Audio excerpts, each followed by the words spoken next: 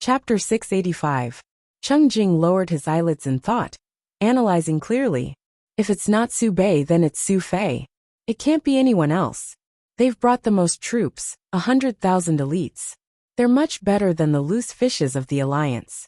If the leader of the alliance isn't born among them, I'm afraid they won't be satisfied. If they leave in a fit of pique, the alliance will only exist in name. Then we'll fall into the enemy's trap.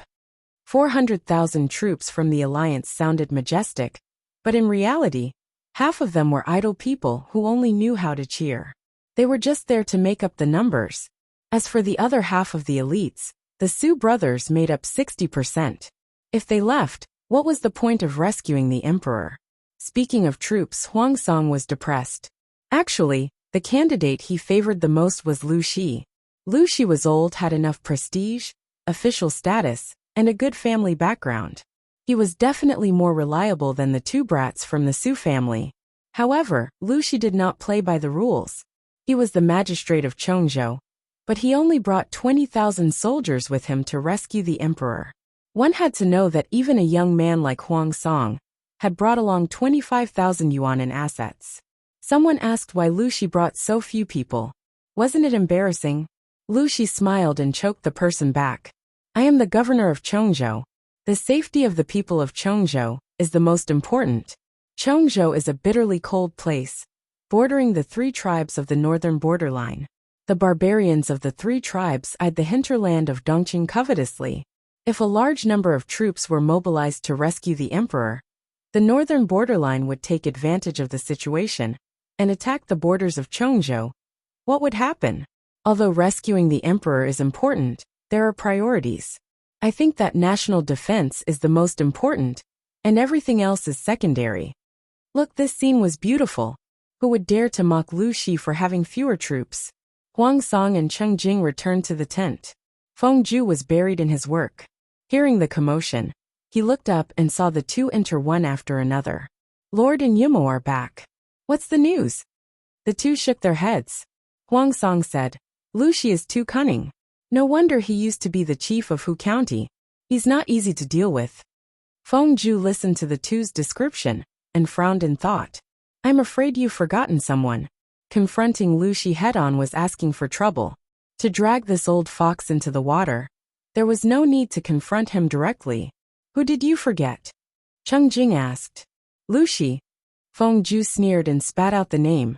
Huang Song shook his head like a rattle. This won't do. If I drag Lu Shi down with me, this father and son pair will not forgive me. Feng Ju explained. That's not what I meant. Cheng Jing frowned. He seemed to understand Feng Ju's plan. You mean if the alliance or the two Langjuns of the Su family can't compete, they can turn around and support Lu Shi? Feng Ju nodded and said, Yes, that's exactly what I meant.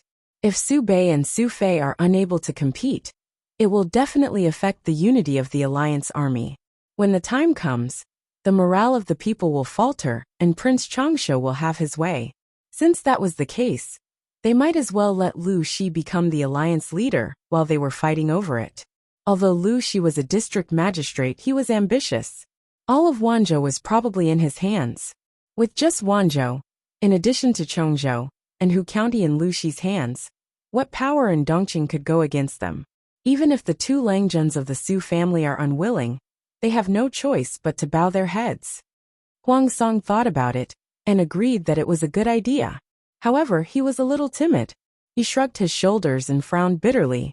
I'm afraid that Lu Shi will strangle me. The two of them were fair-weather friends.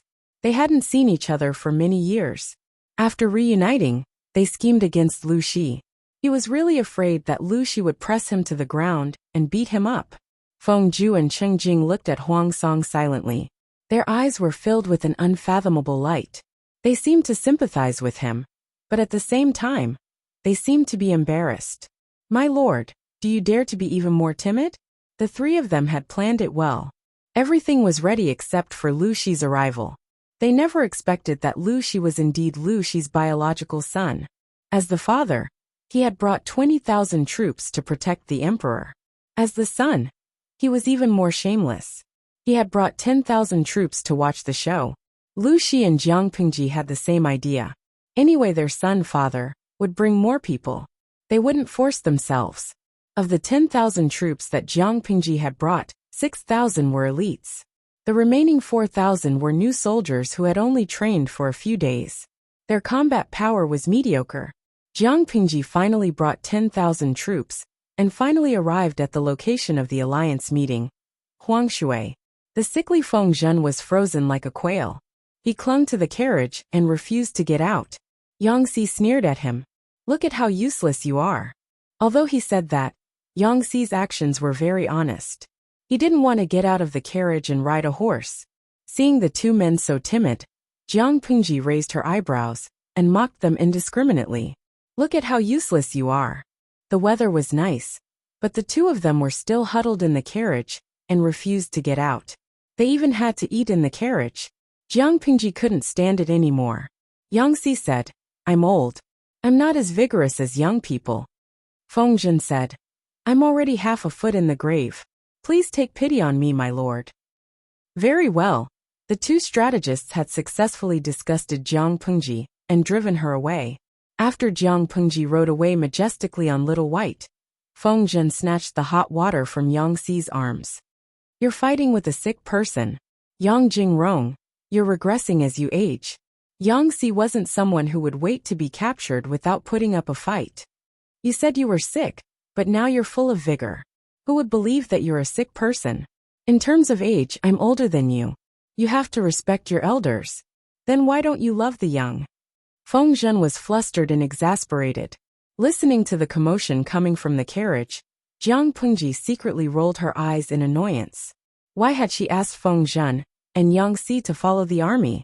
The two of them were good individually, but when they were put together, they produced a subtle chemical reaction and kept on making noise.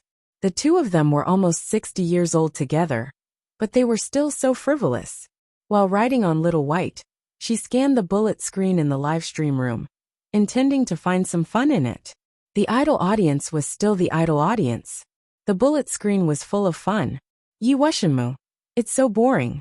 I can only watch the two strategists love and kill each other every day to pass the time. Fake mud doll. #cheeks. Billy already has Yang Si and Feng Zhen's food. You're welcome to try it. Shu Shanya Li. You evil cults look at people with rotten eyes. I feel that the two of them are walking further and further down the road of clowns. Kei Sang. That's their personalities. If it were Feng Jin Wei Ci or Su Ku, the atmosphere would probably be cold. Lao Siji Lianmeng. Are you so idle that you need to play CP to pass the time? Speaking of which, when will we arrive at Huangshui? Guikai Guo Fengxiu. Same question. Let's wait while we knock on the bowl.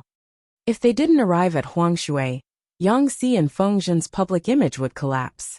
Jiang Pingji looked down at the topographic map. According to the directions on it, there was still half a day's journey to Huangshui. After a while, scouts galloped over on horseback. My lord, there are scouts from unknown forces ahead. Chapter 686. This place was very close to the Huangshui River, where the alliance meeting was held, so it was normal to run into scouts. After a round of probing, it was indeed a scout from the allied army. With a guide, Jiang Pingji could avoid many detours. My father has arrived. Both parties identified themselves, and the scouts of the alliance came over to pay their respects to Jiang Pingji. The alliance army scout cupped his fists and bowed. Governor Lu has arrived, and is setting up camp on the east side of the alliance army's camp.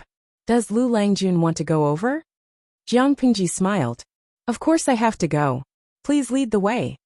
As the scouts passed on the news of Jiang Pingji's arrival spread throughout the allied camp. There was a question that many forces were most concerned about. How many soldiers did Lu Shi bring? The answer was, more than 10,000. Everyone was speechless. Lu Shi had brought 20,000 soldiers and horses, and Lu Shi had brought 10,000. The father and son only had 30,000 in total, which was less than 1/10 of the alliance's total military strength. After all, they were a major force in Dongqing. Why did they bring so few people with them? Didn't they look shabby? They couldn't understand, but two of them breathed a sigh of relief. These two were none other than the two Langjuns of Zhe County's Su family, the brothers Su Bei and Su Fei. Although the two of them were cousins, they had been competing with each other since they were young and had almost fought to the point of becoming cross-eyed. The brotherhood was only about face and affection. There was no lack of discerning people in the Alliance army. Many of them could already tell that the Alliance army was facing a severe test. Many of them had thoughts of electing a leader. Of course, they wanted to elect a leader not to save Dongqing, much less to save the royal family. They only wanted to seek benefits from it. However, no one had the courage to stand out. After all, the bird that sticks out gets shot. Su Bei and Su Fei both had ulterior motives. Not only did they view each other as a thorn in their side and a competitor, they also had their eyes on the Lu family's father and son. He heaved a sigh of relief when he found out that Lu Shi and Lu Shi had only brought 30,000 soldiers with them. With such a small number of troops, they definitely didn't have the qualifications to be the alliance leader, because they couldn't control the situation. After eliminating a formidable opponent, he only needed to guard against Su Fei, Su Bei. Jiang Pingji had yet to arrive at the camp of the alliance army. Naturally, she did not know what strange thoughts others had in their heads. She happily ran to Lu Shi's campsite. Before she arrived, she was splashed with cold water.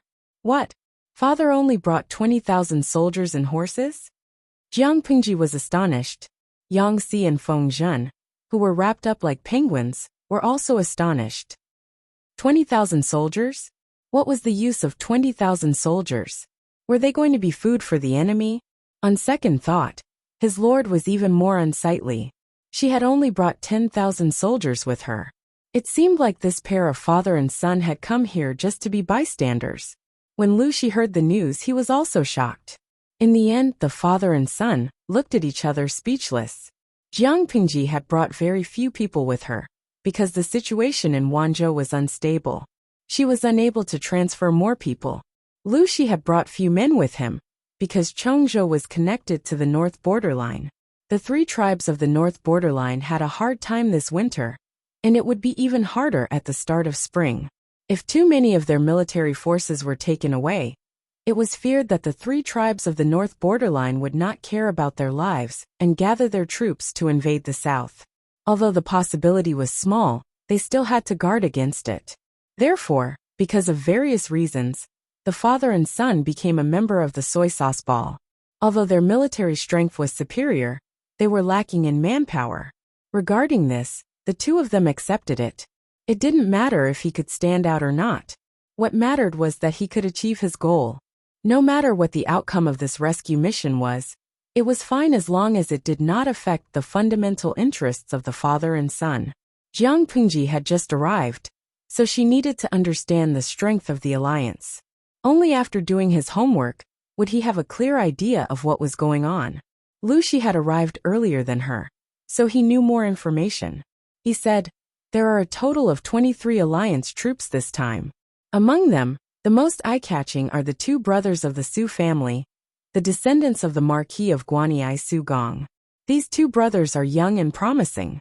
They are good at everything except for their lack of experience.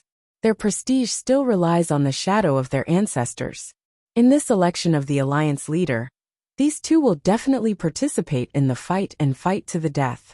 Although the title of alliance leader is an empty title, it is very important to them. Only by improving their reputation could they attract more talents to join them. Only then could their influence be further developed. Rather than saying that the position of alliance leader was an empty title, it was better to say that it was a living advertisement that would attract countless viewers. Lanting, do you have any thoughts about the position of alliance leader? Lu Shi asked his daughter. Jiang Pingji shook her head decisively. She said straightforwardly, "I'm here to expand my business and see if I can bring a few people back. I have serious matters to attend to, not to play house with a bunch of children." Election of the alliance leader? Childish. They can elect whoever they want. I just have to do my own thing. I really don't care who the alliance leader is. Anyway, it can't be me.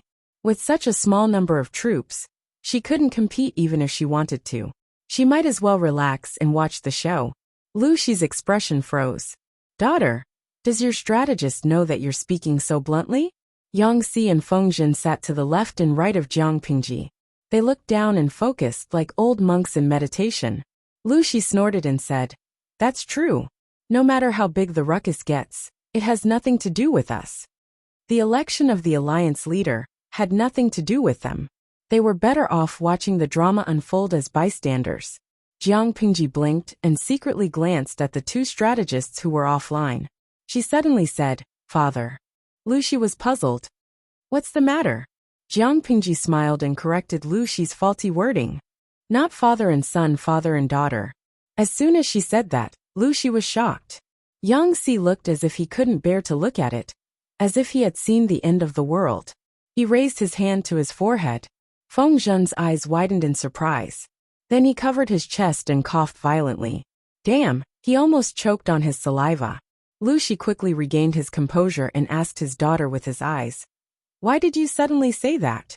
Jiang Pingji said, "In my opinion, this alliance meeting is a good opportunity. It can't be dragged on forever." Lu Shi didn't object. He had mentioned to his daughter about recovery, but Jiang Pingji didn't say anything, so he didn't rush her. His daughter obviously had her own ideas. Lu Shi didn't need to interfere. Below, Feng Zhen looked at Lu Shi eagerly, hoping that his lord's words were just a joke. Lu Shi said, "As long as you like it. Back then, I made you dress up as a man and pretend to be your brother. That was because I had no choice. Now that you've grown up and can take responsibility, I'm very relieved. Lanting, what time do you plan to pick so that I can make preparations?" Logically speaking, he still had to make up for his daughter's hairpin. Jiang Pingji said, "We'll see when the time comes. There's no hurry now." His daughter wasn't in a hurry, so naturally, Lu Shi wasn't in a hurry either. However, there were two strategists here who felt like they were sitting on pins and needles. Feng Zhen even had an expression that said, "I can't take it anymore. I need my sister to comfort me." How could his lord be a woman? How could she be a woman? My lord. Even the quick-witted Feng Zhen had times when he was stuttering. His gaze lingered below Jiang Pingji's chin and above her abdomen. "Look, it's flat." Jiang Pingji understood. She glanced at him meaningfully and sneered. "Do you want to verify it with your own hands?" Feng Zhen, the frivolous one, said, "Can I?" "You can. However, I'm afraid that you'll break before you touch it." She glanced at the area 3 inches below Feng Zhen's navel with a faint smile. Feng Zhen felt a chill down his spine. He almost burst into tears. Chapter 687. Yang Si could not help but sigh when he saw Feng Zhen's defeated expression. How could he not know his lord's temperament? He held back his laughter and said, "The truth is already in front of you. Why are you still unwilling to accept your fate?"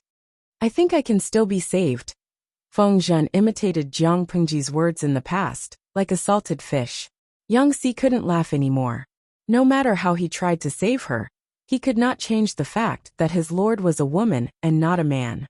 "I advise you to accept reality. With Master's temper, she won't tolerate anything. It's too late for you to replace her." Yang Si turned to look at Feng Zhen and reminded him, "You've always been unrestrained and unrestrained. In the past it was fine. After all, you and I didn't know the Lord's true gender. But now you can't ignore it. The Lord was raised as a man, but she is not a man after all." If the news that Jiang Pingji was a woman was suddenly revealed, no matter how carefree they were, they could not accept it immediately. This news was too shocking. However, Jiang Pingji had given them a heads-up beforehand and given them enough buffer time, so the impact was not great. Feng Zhen and Yang Si weren't people who liked to get stuck in a dead end. On the contrary, due to their temperaments, these two people were very receptive. It wasn't that they couldn't accept reality, it was just that the truth destroyed their worldview. However, since she was the master that he had chosen, he had to support her to the end even if he had to kneel down. As Feng Zhen listened to Yang Si's words, he felt that something was amiss. There was more to it than meets the eye. "Yang Jingrong, what do you mean?" Yang Si snorted. "I don't mean anything else. I just want to remind you to pay attention to your words and actions. Just now, your conversation with the Lord was very inappropriate." Feng Zisher, recall your conversation with the Lord just now. Is it appropriate? If the Lord was a man, it would be fine if you teased him a little. It was harmless, and the world would not criticize you. But now, since you know that she is a woman, you should know to avoid arousing suspicion and pay attention to the rules between men and women. Our Lord is still young, and her temperament is uncertain. Don't lead a good seedling astray. Feng Zhen had a shocked expression on his face. He looked at Yang Si with sympathy in his eyes. We have a responsibility to care for people with cerebral palsy. Feng Zhen looked unconvinced. Yang Jingrong, you're wrongly accusing me. Do you think that a playboy who is familiar with the code words of the brothel, who is good at flirting with prostitutes, who drinks like water, and who hums flirtatious songs can be a decent seedling? It had long grown crooked. Even if I lead him astray, it's my Lord who leads the innocent and pure me astray, not the other way around. In terms of skill level, I'm not even as good as my Lord. It was fine to say that he was unrestrained, but he couldn't just throw the blame to him. His private life was indeed not good, but he was not a person without integrity. Was he the one who instigated the Lord to act like a romantic gentleman? Doesn't the person who said this feel a pang of conscience? Yang Si snorted coldly. Even the corners of his eyes were filled with obvious doubts. Feng Zhen was filled with anger. He was about the same age as Yang Si, and could be considered to be of the same generation. But now, Yang Si had grabbed him by the ear and lectured him. Feng Zhen was also angry. Yang Jingrong, do you think you're raising a daughter?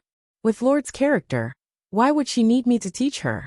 Yang Si was about to retort when Feng Zhen quickly said, don't object to it. According to my understanding of my Lord, if you deliberately emphasize the need to keep a distance between men and women, it will only make her unhappy.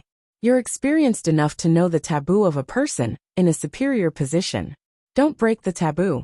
To put it bluntly, whether my Lord is a man or a woman, what difference does it make to people like us? Don't be obsessed.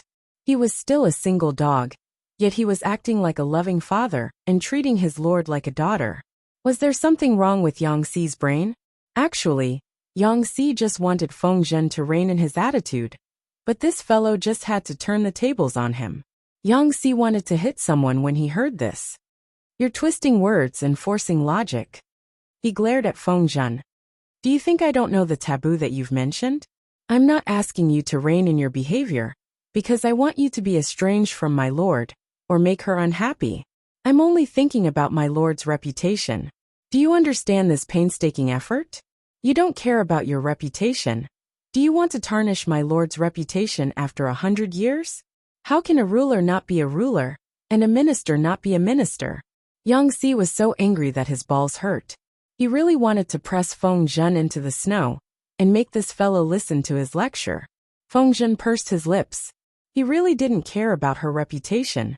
His Lord was also a pragmatic person who didn't care about empty reputations. Seeing his behavior, Yang Si was both angry and amused. Did you study for so many years for nothing?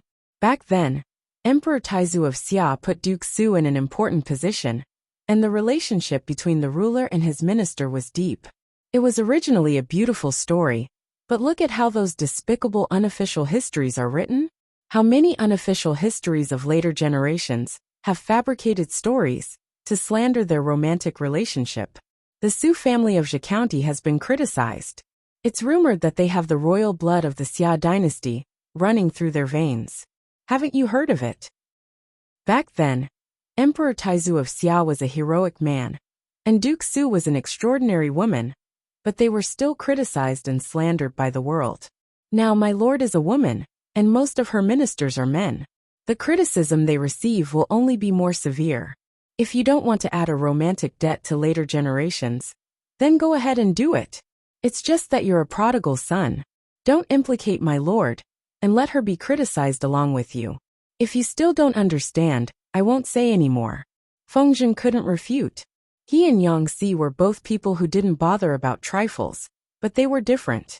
Feng Zhen completely let go of his restraints and didn't care about his image and reputation. Yang Si was the type who was inwardly coquettish and flirted in secret. He was very serious on the surface. Who can control the mouths of the people in the world? Feng Zhen felt a little guilty and lacked confidence. Yang Si replied, I can't control the mouths of the people in the world, but I can control your actions and words. I can keep an eye on you at all times. Feng Zhen was like a frosted eggplant, dispirited and listless. He didn't know that he would be so unlucky to be partnered with Yang Xi. If he had known earlier, he would have rather partnered with Feng Jin or Wei Xi. At least they were gentle and easy to deal with. Do you think that the others will be very surprised if they know about this? Yang Xi said. I don't know if they will be surprised or not, but they will definitely be shocked. His majestic and heroic lord had turned into a delicate woman in a single night. Who could withstand such a huge shock? She threw the task of setting up camp to the two strategists. Jiang Pingji was a hands-off shopkeeper and had nothing to do. She sat opposite Lu Shi and brewed tea and wine.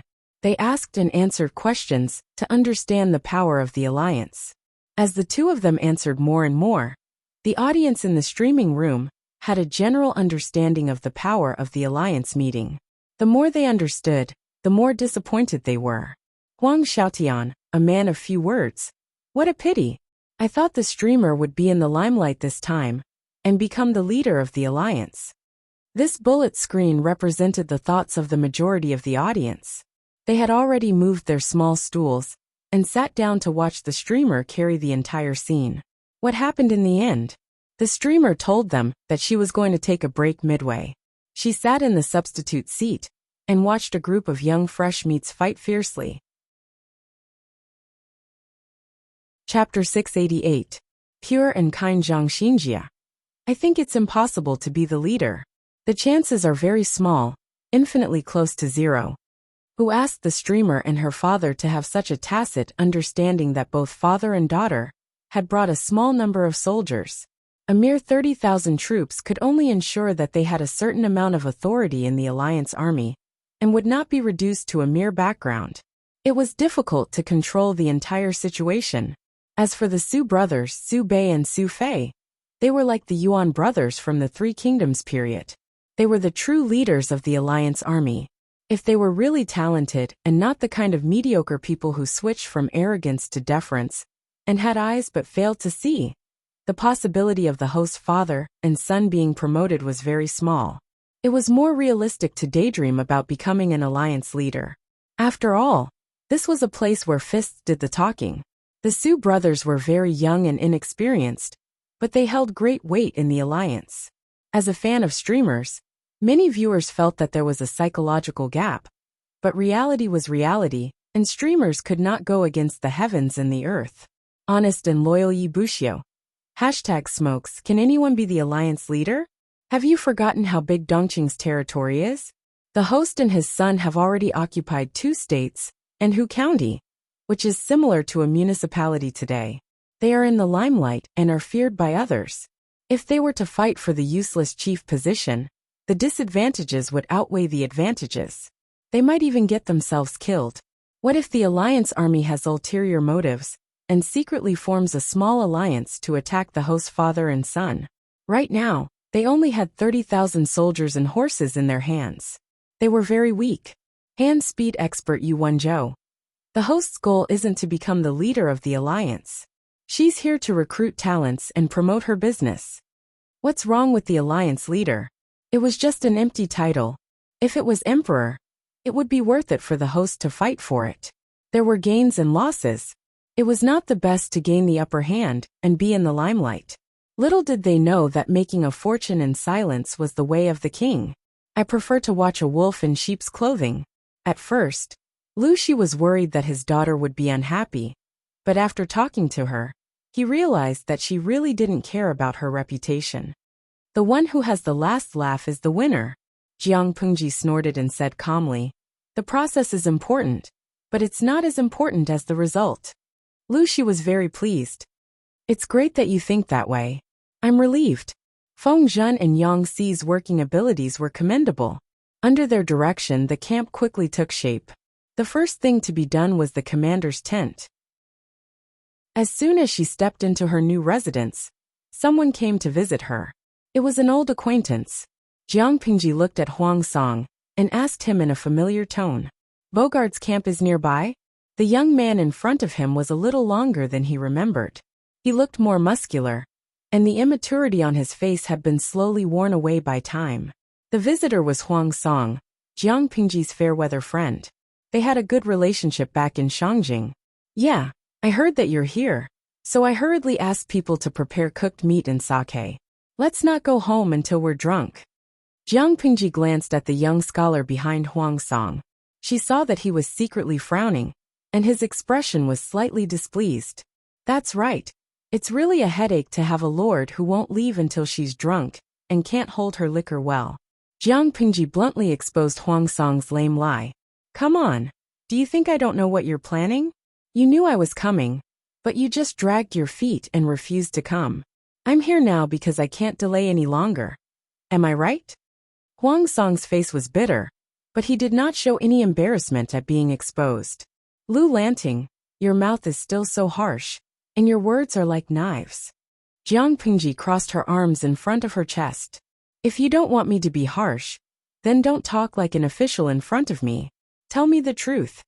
Alright, the truth is, I felt that your tent hasn't been set up yet, so I didn't want to sit on the ground and eat meat and drink with you. That's why I delayed coming. Huang Song's answer made Cheng Jing's frown deepen, and deep wrinkles appeared on his face. I've told you the truth. You should let me into your tent, right?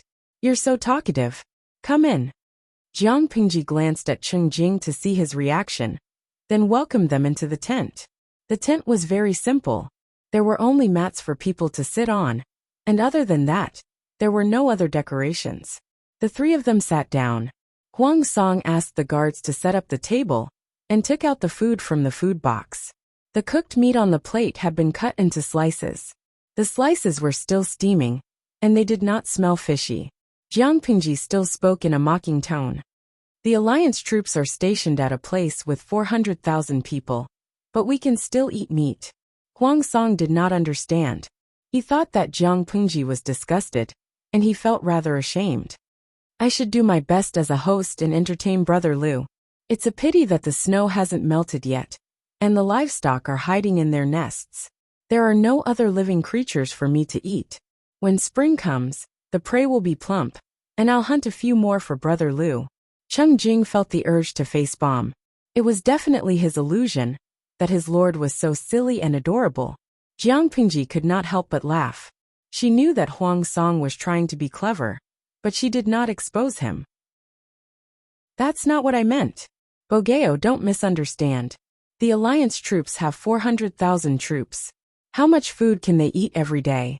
I thought that if the army stationed here, they would at least be at the level where all the birds would disappear, even if they didn't eat the ground and the roots. Thanks to you, I can still eat meat.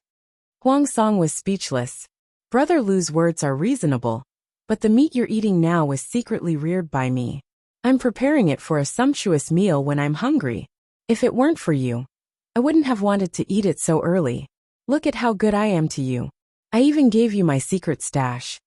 Jiang Pingji and Huang Song were fair-weather friends. They were not close friends, but they were not strangers either. They had no scruples when they talked at the table. As for Cheng Jing, he ate silently, drank silently, and watched the two old drivers drift and race in silence. It felt like the door to a new world had been opened. After eating and drinking to his heart's content, Huang Song picked his teeth, as if there was no one else around, and asked Jiang Pingji, Brother Lu, I heard that you only brought 10,000 troops with you? Isn't that not enough? Jiang Pingji said indifferently, Is 10,000 troops too little? If it's not enough, doesn't my father have 20,000? Huang Song hurriedly waved his hands. There was a hint of probing in his words. I didn't mean that. I'm just thinking about Brother Lu's temperament. He's always liked to join in the fun and be in the limelight. Now, many of Dongqing's heroes and forces have gathered here to prepare for the rescue of the king, kill the rebels, and protect the country. This is a good opportunity to make a name for yourself. Brother Lu, don't you want to play big and be in the limelight? The two were fair-weather friends, but their temperaments were compatible, and they were quite familiar with each other. When she asked this question, it was 70% probing mixed with 30% concern. Chapter 689. Huang Song nodded as he listened. He obviously believed Jiang Pingji's words. No matter how much he criticized her in his heart, at least he believed her on the surface. Cheng Jing, who was beside him, was not so easily fooled. In his opinion, even if Jiang Pingji was not lying, she was not lying. She had conquered Qingda County in half a month. Such swift actions were enough for Cheng Jing to view her as a great enemy. After saying this, Jiang Pingji asked him a question. Bogeo, are you interested in the position of alliance leader? Brother Lu, don't laugh at me. How am I worthy of being the alliance leader? Huang Song laughed bitterly, his tone self-deprecating. Jiang Pingji said, why do you belittle yourself? You are the chief of a county, and have tens of thousands of troops under your command. Why not? Why not? Of course not. If he could be the alliance leader with such little qualifications, who knew how many people would fight for him?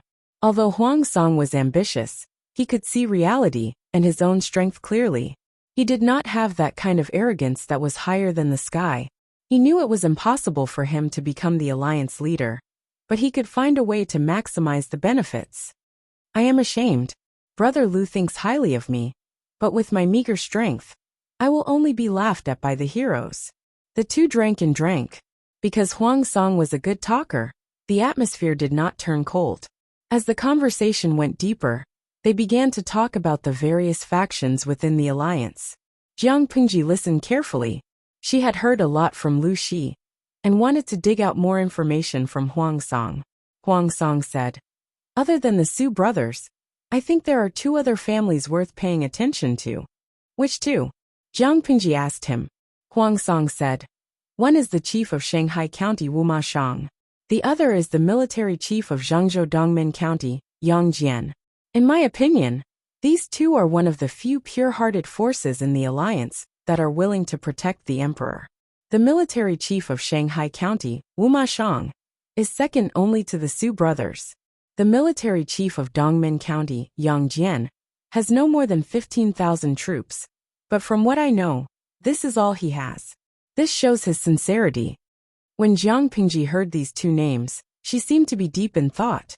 Wu Ma Shang, just from the name, I know he is a relative of the royal family. Let's not talk about him. Then who is this Yang Jian? More importantly, Yang Jian was from Zhangzhou's Eastgate County. Zhangzhou was Prince Changshuo's fief. Huang Song smiled as he explained. The county chief of Hu County, Wu Ma Shang, is indeed from a branch of the royal family. He can be considered a relative. In terms of seniority, he is the uncle of the emperor and Prince Changshuo. As for Dongmen Commandant Yang Jian, he doesn't have any special background, but I like his temperament. This person's temperament was open-minded, and he was heroic and righteous. Although he looked crude and careless, he was actually very meticulous. Zhangzhou was Prince Changshuo's fief. It looked rich on the surface, but in reality, it was a chaotic place. Prince Changshuo used other reasons to cover up the incidents of water bandits robbing and killing the people, pretending to be peaceful. Only Yang Jian's personality was unyielding and unyielding. It was said that he dared to raise his sword at the age of 17, and led his troops, who were good at swimming, to deal with the water bandits. He fought valiantly and often disregarded life and death. Now that he has made a name for himself, he can be considered a hero. Jiang Pingji pinched her chin. From what you've said, Bogeo seems to like Yang Jian a lot. Huang Song said calmly. Of course I want to befriend such a heroic figure. It's just that. At this point, Huang Song's expression darkened. He felt slightly ashamed and didn't continue. Even if he didn't say it, the two people in the tent understood what he meant. There was no point in saying it. However, he didn't know that apart from Jiang Pingji and Cheng Jing, there were 150,000 onlookers. These people didn't understand. Blackberry can. I'm confused. What's next?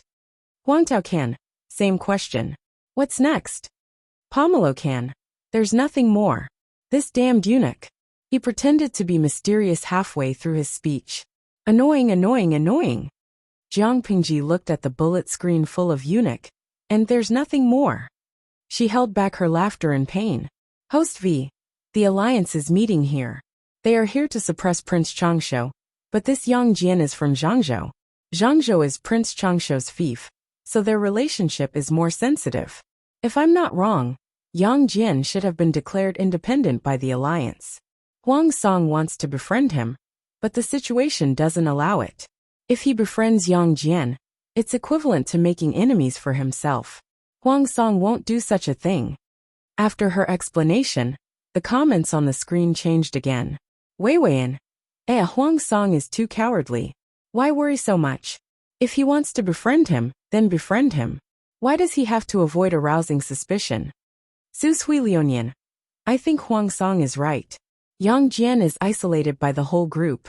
If he brazenly befriends him, he'll definitely be ostracized by the whole group.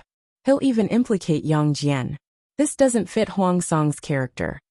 There are many ways to express goodwill. Huang Song is a smart man. Offering help in times of need is much better than adding icing on the cake. If there's a war, Yang Jian might be thrown out by the alliance as cannon fodder. When that happens, Huang Song can lend a helping hand. This is better than befriending him.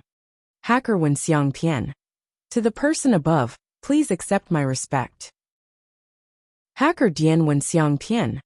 The type of streamer attracts the type of audience. I feel like the average IQ of the streaming room is getting higher and higher. Jiang Pingji was very composed.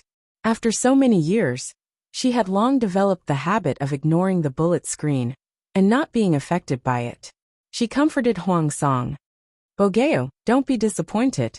It's fine if you secretly befriend Yang Jian. There's no need to announce it to the world. Wasn't there a saying that went, showing off your love will lead to a quick death? Huang Song didn't know whether to laugh or cry. Who would comfort someone like that? This person's choice of words was still so amusing. It made people laugh and cry. Words that were originally proper. But when they came out of this person's mouth, they always had a strange tint to them. Huang Song said that they wouldn't go home until they were drunk. Jiang Pingji didn't feel bad about it. Anyway, it wasn't her wine. It would be a waste not to drink it. In the end, the tent reeked of alcohol. Huang Song was already paralyzed on the ground like a puddle of mud. His face was burning red, and he was delirious. On the other hand, Jiang Pingji's wine jars were no less than Huang Song's.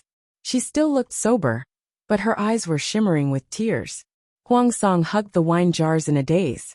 He stammered, I can still drink. Bogeo's alcohol tolerance isn't good. Tell him to drink less in the future. Although the war hasn't started yet, this is still an important military camp. He should remain sober at all times. He shouldn't drink too much to prevent it from affecting his sanity. Jiang Pingji glanced at Cheng Jing, whose expression was normal and unchanging. She said in a lazy tone, Look at how drunk he is. I'll send someone to send him back. What do you think, teacher? Looking at Cheng Jing's stature, Jiang Pingji really doubted that he could successfully drag Huang Song back. Cheng Jing bowed with his hands in front of his chest. Thank you for your kindness, District Magistrate Liu. I thank you on behalf of my lord. Bogeo and I are good friends. You don't have to be so polite. When she finished speaking, she shouted for the soldiers to support Huang Song and send him back to his own tent. She got up and sent Huang Song and Cheng Jing out of the tent. She looked at the few figures in the distance and frowned. Chapter 690. Before he even got close, he could smell the strong scent of alcohol on Jiang Pingji. Why did my lord drink so much? She said, Huang Song is here. If I don't accept the wine that was delivered to my doorstep, wouldn't it be a great loss? Feng Zhen nodded and didn't dwell on this topic. He didn't come to listen to his lord talk about how he had taken advantage of her. My lord, you should quickly go to the drill ground. Han Mei has gotten into an argument with someone. Han Mei got into an argument with someone? She knew every word of this sentence, but when put together, she couldn't understand it. Han Mei has such a good temper. Why would he get into an argument with someone for no reason? And it even went to the drill ground. Li Yin was known as a little angel. When they heard that he had gotten into an argument, many people's first reaction was that the other party had a nasty mouth and was the one who provoked him first. Although Jiang Pingji wasn't blind, she was still biased towards her own people. Li Yin was the group's favorite. He was equally good-looking as Wei Ci. If Jiang Pingji wasn't biased towards her own people, would she be biased towards outsiders who bullied them? Feng Zhen didn't seem to be anxious. Obviously, this matter wasn't serious. This can't be explained in a short time. My lord, let's talk as we walk. Feng Zhen was afraid that Li Yun would be at a disadvantage so he hurried over to ask for help. His lord's combat ability was off the charts. How could ordinary people fight against her? At that moment, Feng Zhen completely forgot that his lord was a girl. When he finally realized it, his expression was a little conflicted. It wasn't that he didn't want to remember his lord's gender, but his lord's actions were too manly. It was too much of an act. Jiang Pingji didn't say much and said, "Lead the way." The camp hadn't been set up yet, and she didn't have a drill ground here. The drill ground that Feng Zhen mentioned was in the camp of another power. Along the way, Jiang Pingji saw that the tents were arranged neatly. The soldiers looked imposing and had the aura of a valiant army. She swept her gaze across and frowned slightly. These people are from the south, right? Look at them. They seem to be good swimmers. Feng Zhen was already familiar with Jiang Pingji's observation skills, so he wasn't surprised. My lord is wise. This is the camp of the military chief of Zhangzhou's Dongmen County. These people are all elite soldiers who are proficient in land and water. I heard that this person has 10,000 elites under him, and they are all able to fight in the waves. Once he's in the water, he'll be able to take on 10 opponents at once. When Jiang Pingji heard this, she stopped in her tracks and turned her head to look at Feng Zhen. Don't you know that Yang Jian is being ostracized? Feng Zhen smiled. Becoming enemies is not becoming friends. Outsiders can't find fault with it. Jiang Pingji had some suspicions. Could it be that Feng Zhen had purposely asked Li Yin to scam him? Otherwise, how could it be such a coincidence that they had a conflict with Yang Jian's people? Feng Zhen understood Jiang Pingji's expression and said righteously, "My lord, there are very few people in this world who are as open and aboveboard as I am. Why would I deliberately set up a trap to frame others? Even if I had such intentions, I wouldn't have chosen Han Mei. That brat lacked a heart, and wasn't suited for this kind of heart-wrenching work. This time, it was truly a coincidence. If my lord doesn't believe me, I have nothing to say." Who would believe it? Jiang Pingji whispered to him. "I can't believe everything you say, but I can't ignore it either. Tell me, what are you planning?" Feng Zhen shamelessly agreed, not feeling the slightest bit ashamed. "My lord is participating in the alliance meeting for business and for talents. Business has yet to materialize, but talents should be put on the agenda," Jiang Pingji said. "Then tell me, who have you taken a fancy to?" Yang Jian has a centurion under his command. His appearance is a little ugly, a little unique, but his appearance isn't a problem. What's more important is that he's an excellent swimmer. I secretly watched him train his troops and discovered that he has a lot of ideas and is quick-witted. His training methods are different from ordinary people and can't be considered mainstream. Plus, his appearance isn't good, so he hasn't been put in an important position. Feng Zhen tucked his hands into his sleeves. He was so cold that he wanted to shiver, but he still held on. Seeing this, Jiang Pingji tossed her hot water bottle to him to warm his hands. "You're a man, but you're even more delicate than a young lady," Feng Zhen said. "More delicate than a young lady? That depends on who that young lady is." His lord was bold and unrestrained. Was there a man in this world who was more manly than her? After a while, Feng Zhen asked her hesitantly, "Would my lord despise someone for being ugly?" If she neglected a talent because of his appearance, Feng Zhen was worried that it would incur resentment. Hearing this, Jiang Pingji snorted. "Have I ever despised you?" Feng Zhen was speechless. Damn, he couldn't go on like this. "I'm asking a serious question. If my lord doesn't despise that person's ugly appearance, I'll find him for you." Jiang Pingji also answered seriously. "For your lord, those who have limbs, brains, and can work are people. Can being good-looking be used to make a living? As for those who are good-looking, but are as mentally retarded as 3-year-olds, they're not even worthy of being a pretty face." Speaking of good-looking, who can be more pleasing to the eye than Zixiao? If you think that person is useful, you can try to get in touch with him. But you have to consider Yang Jian's opinion, lest you become enemies. For her, appearance had never been a plus. Good-looking people were pleasing to the eye, but if they weren't practical, she would reject them. Beauties who couldn't work and weren't as beautiful as Wei Ci were useless vases to her. They even took up space. With Jiang Pingji's affirmation, Feng Zhen calmed down and thought about how to abduct a talent. Jiang Pengji thought of a detail and asked Feng Zhen. Although troop training isn't a secret, not everyone can watch it. How did you sneak into Yang Jian's camp? If she couldn't sneak into Yang Jian's camp, how could she watch him train his troops? How could she discover talents? Feng Zhen casually said. You know what it means to be a good friend. Jiang Pengji then remembered that Feng Zhen was also from Zhangzhou's Anshan County. Anshan County and Dongmen County bordered each other. Feng Zhen had no boundaries. Every day, he was either drinking in the tavern, gambling in the casino, hugging the courtesans in the brothel, or fooling around with his friends. Therefore, Feng Zhen had a wide variety of friends. It wasn't strange that he had a member of the Jian tribe among them. Jiang Pengji was speechless. Feng Zhen wasn't ashamed of it. Instead, he felt proud. He had friends all over the world. Was he afraid? Jiang Pengji crossed her arms. That's a pity. Just now, Huang Song brought Cheng Jing to visit. Cheng Jing and Feng Zhen were friends. They got to know each other through Wei Ci. Although they hadn't met, they admired each other's talents and appreciated each other's talents. In more modern terms, they were pen pals. They hadn't met in person yet. Hearing Cheng Jing's name, Feng Zhen's expression changed slightly. He said, he won't run away. There's no hurry to meet him. As they spoke, the two arrived at the drill ground. The edge of the drill ground was surrounded by 3 layers of people. Shouts and shouts could be heard from the crowd, their voices like thunder. General, defeat him. General is mighty. Chapter 691. Jiang Pengji was about to squeeze in, but Feng Zhen was already one step ahead of her. He laboriously used his small body to clear a path. My lord is different from others. How can you allow your precious body to clash with a commoner? Although Feng Zhen was talkative, he took Yang Xi's words to heart. What precious body? It's just a body made up of flesh and bones.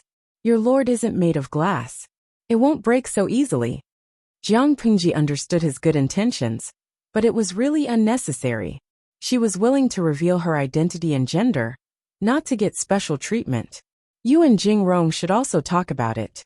There's no need to be so careful. It's uncomfortable. Just do as usual. Feng Zhen lowered his eyes and agreed, still using his body to shield her from the others.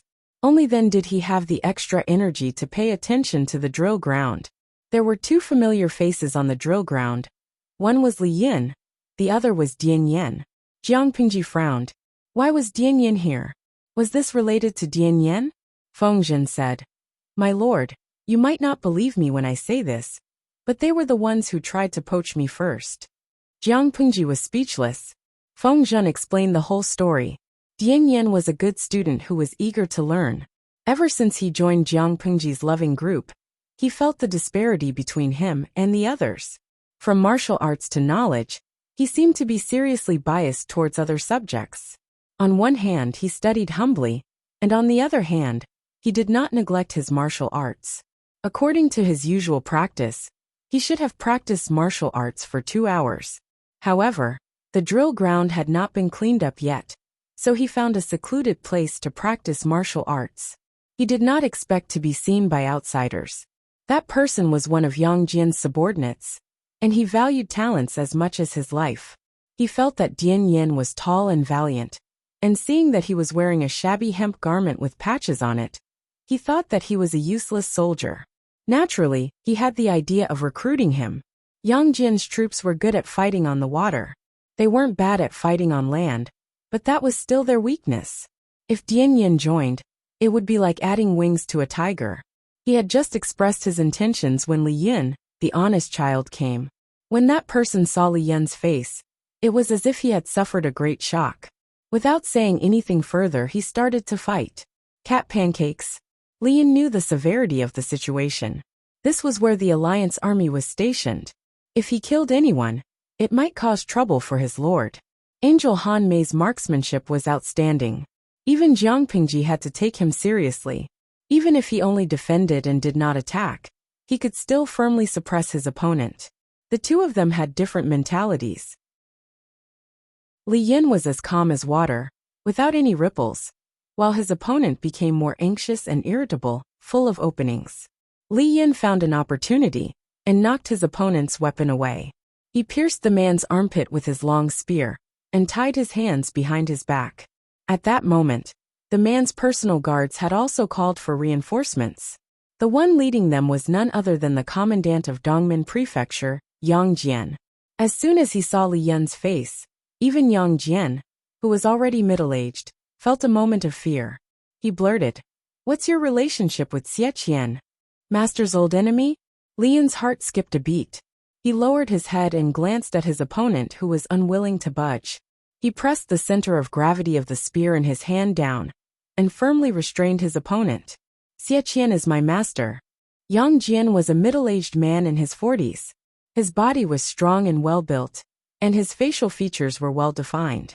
His eyes were clear and bright, as if they were flowing with golden light. One look and you could tell that he was a righteous and awe-inspiring man. He was tall, and when he took a step, his stride was half the size of a normal person's. After listening to Li Yun's explanation, he asked, "You're not biological father and son?" Li Yun pursed his lips, his eyes fixed on Yang Jian. He had heard similar words from his lord's father, Lu Shi. Lu Shi had also said that he was Xie Qian's biological son. "Yin and my master are so similar?" Li Yun was curious. Yang Jian replied, "You and him are practically carved from the same mold. The resemblance is uncanny." It wasn't entirely accurate to say that they were identical. Xie Qian's appearance leaned towards being tough. Even though he was dressed in a scholarly robe, he still exuded the aura of a martial artist. Li Yun's appearance was more like a gentler version of Xie Qian. He was handsome without peer, gentle without losing his masculinity. It was more in line with the aesthetics of ordinary people. "You're familiar with my master?" Li Yun still didn't dare to let go of the man under his control. This fellow was still struggling on his deathbed. The eyes that looked at Li Yun were filled with malice. Li Yun had never met this person before, let alone become enemies. Hence, it was easy for him to guess who this resentment was directed at. "We could be considered friends in the past. We made friends through martial arts. No discord, no concord." Yang Jian laughed heartily, not minding Li Yun's impoliteness in the slightest. "We could be considered friends in the past." In other words, they were now enemies and not friends? It was no wonder that Yang Jian's subordinates drew their weapons and started fighting the moment they saw him. If it wasn't for Li Yun's solid martial arts skills, he might have been severely injured in a single exchange. Yang Jian asked, "How are your parents? You're so young. Are they at ease letting you roam the world?" He couldn't detect any malice. This confused Li Yun. Did Yang Jian think that his parents were his master and his wife? Li Yun replied, "My master is already traveling around Zhongzhou. He said that he had important matters to attend to. His wife passed away during childbirth. She's no longer around." When Yang Jian heard this, his expression turned fearful. A man of steel like him actually revealed the melancholy of a young man. "She's already passed away?" Yang Jian sighed. His expression returned to normal. "Right, I haven't asked for your name. What is it?" "This junior surname is Li. My given name is Yin. My courtesy name is Hanmei." Yang Jian didn't have any malice. Li Yin also gave him face and didn't embarrass him. "Li Yin?" Yang Jian was surprised. The surname wasn't right. Xie Qian's son didn't have the surname Xie. His gaze fell on the subordinate, who was subdued by Li Yun. He felt rather embarrassed. It was one thing to fall in love with a goddess, but lose to Xie Qian. But at such an advanced age, he still couldn't beat his son. How embarrassing. "This person, he's your subordinate?" Li Yun pursed his lips, indicating for Yang Jian to look at the person he had subdued. Yang Jian's face turned red, coupled with his beautiful beard. If the audience in the streaming room saw him, they might think that he was cosplaying as second Master Guan. "My subordinate has offended you. I apologize on his behalf." When he finished speaking, Yang Jian actually bowed with his hands clasped in front. His attitude was very sincere. Li Yin couldn't care less about the silver spear in his hand. He hurriedly let go and went forward to help the person up. Now that the person was free, he immediately jumped up and wanted to sneak an attack from behind. However, he forgot that Dian Yin was watching him from the side. Dian Yin raised his leg and kicked the person's manhood. The person fell forward and fell flat on his face. "Bah! What kind of hero is he to stab someone in the back? Dian Yan's voice was loud, and he didn't bother to lower his voice. Yang Jian and the others who heard him blushed and felt even more guilty. Li Yun's expression was displeased. He asked Yang Jian, "Do you know why this person kept sneaking up on me?" Yang Jian's face turned even redder. He was ashamed and embarrassed. He was a little embarrassed and embarrassed. He lowered his voice and explained, "He admired your mother's talent and fell in love with her at first sight. He didn't expect that your mother and father had already been married for a few months, and that she was pregnant. Of course, he couldn't express his love rashly. In the end, his courtship failed, and he was beaten up by your father. He didn't get what he wanted, and was beaten up. It hurt his pride. After so many years, he still can't get over it. His shattered little heart couldn't be glued back together." Chapter 692. Was he a love rival who had been beaten by master? Even so, this person wouldn't want to kill him the moment he saw him, right? Jiang Pingji could not understand it either. It was a godly theory. There are so many idiots in this world who have been rejected by the fair, rich, and beautiful girls. It can't be that every single one of them wants to kill the son of a tall, rich, and handsome man, right? Little angel Li Yun was innocent. The storyteller Feng Zhen looked at his master resentfully. "Don't speak bird language that normal mortals can't understand." Jiang Pingji coughed softly and said, "If that's the case, there won't be a need to fight, right?" Feng Zhen continued, "That is indeed the case. However, there were other arguments after that. That person actually started a rumor and slandered Han Mei's mother and father. Han Mei couldn't take it anymore and beat him up. Even though he was injured, he was still stubborn and didn't hold back his words. Han Mei was furious and wanted to make a move. Yang Jian had many people on his side. How could he just sit back and watch? He opened the gates. Slander? What kind of slander could make Li Yun, who had always been calm, lose his rationality and hurt someone?" Feng Zhen said, "That person spread the rumor that Xie Qian was not a man. He actually pushed his wife to another man for the benefit of his family." Jiang Pingji asked, "What's going on?" Back then, Lu Shi had told her the story of Xie Qian and Wang Huiyan. The husband and wife were a talented man and a beautiful woman. They were a match made in heaven. In layman's terms, this couple's public display of affection was so deranged that it made people want to raise a torch and burn them to ashes. Such a loving couple. How could there be a melodramatic plot where the man pushed the woman to another man? Moreover, Lu Shi had also said that Wang Huiyan had been replaced by someone else after giving birth to Li Yun. In other words, the Wang Huiyan after Li Yun's birth was just an imposter. Feng Zhen sighed, using words to reconstruct the scene. Yang Jian had originally wanted to be the peacemaker and cover up this incident. Little did he know that Xie Qian's wife's admirer wouldn't let it go. He had been taught a lesson by Li Yun, and his mouth was still stiff. He said unwillingly, "Where is that coward Xie Qian?" Li Yun was deeply in love with his master, Xie Qianru. Others could slander Li Yun, but they could never slander Xie Qianru. "Say that again? Be careful or I'll cut off your tongue. My master is a dignified man with an indomitable spirit. How could he be a coward?" The other party mocked. "How are you not a coward?" Yang Jian's eyebrows twitched. He hurriedly ordered the retainers behind him to retreat 20 paces. If Xie Qian wasn't a coward, why would he sell his wife for wealth? Li Yun's eyes widened in anger as he clenched the silver spear in his hand.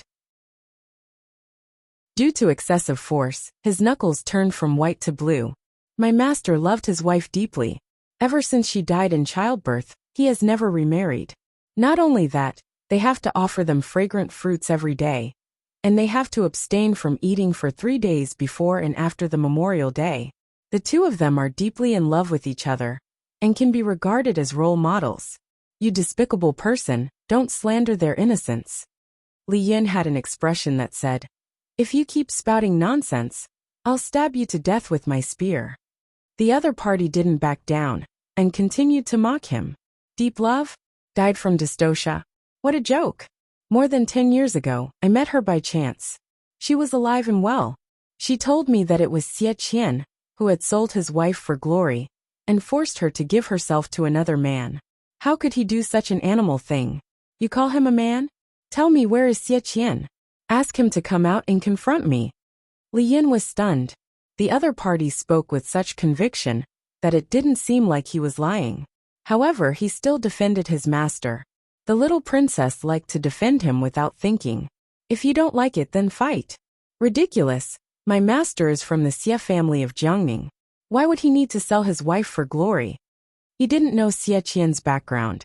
After all, his master didn't tell him about such a noble background.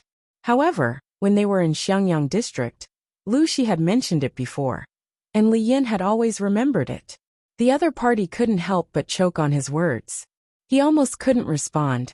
After a while he said, "So what if he's from the Xie family of Jiangning?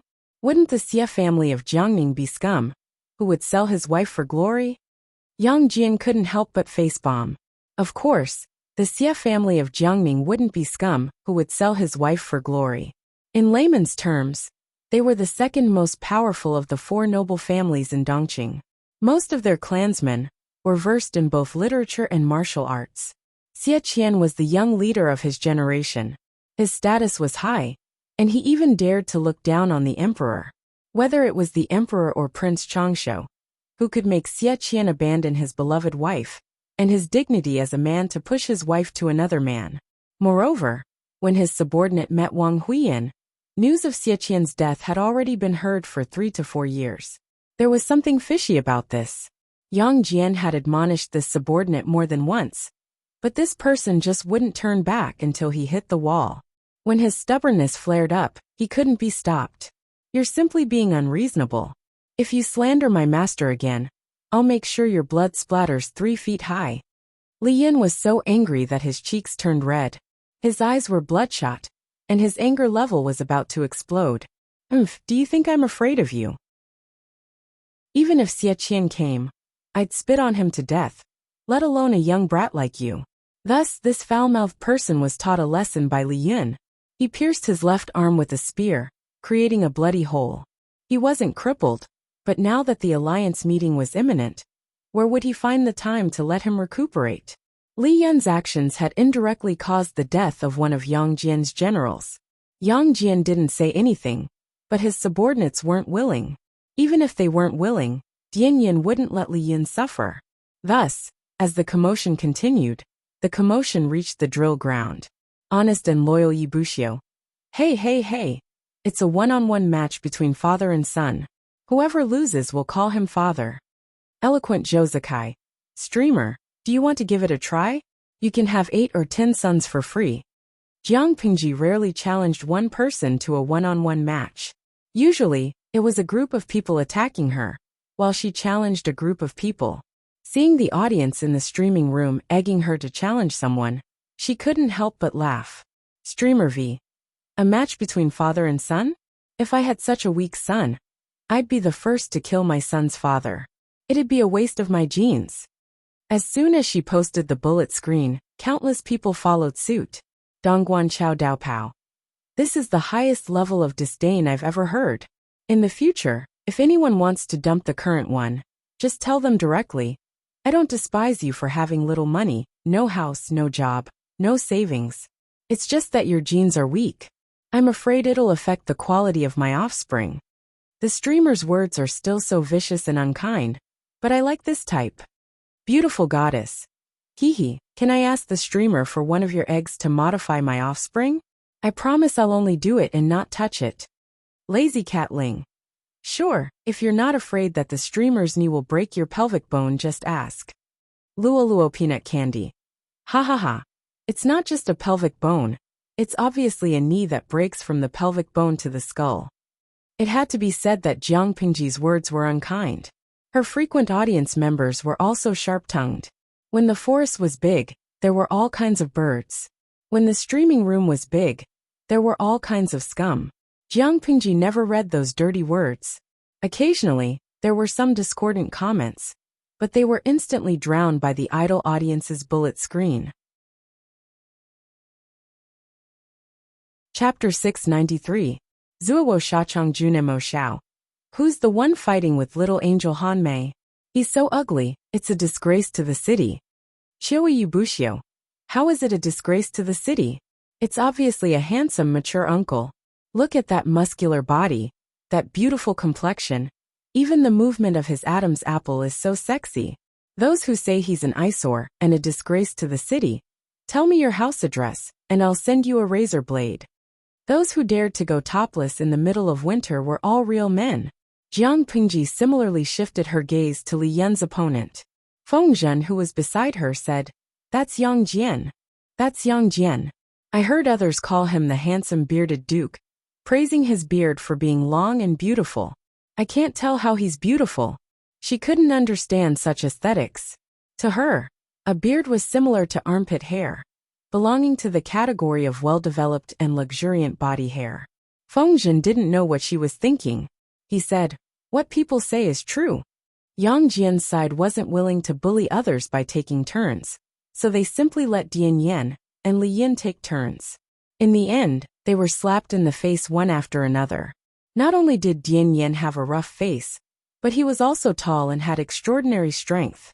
He used brute force to break through technique, causing Yang Jian's side to suffer a lot. However, Dian Yan's flaws were also very obvious. His posture wasn't flexible enough, his moves were too crude, and his movements were wide open.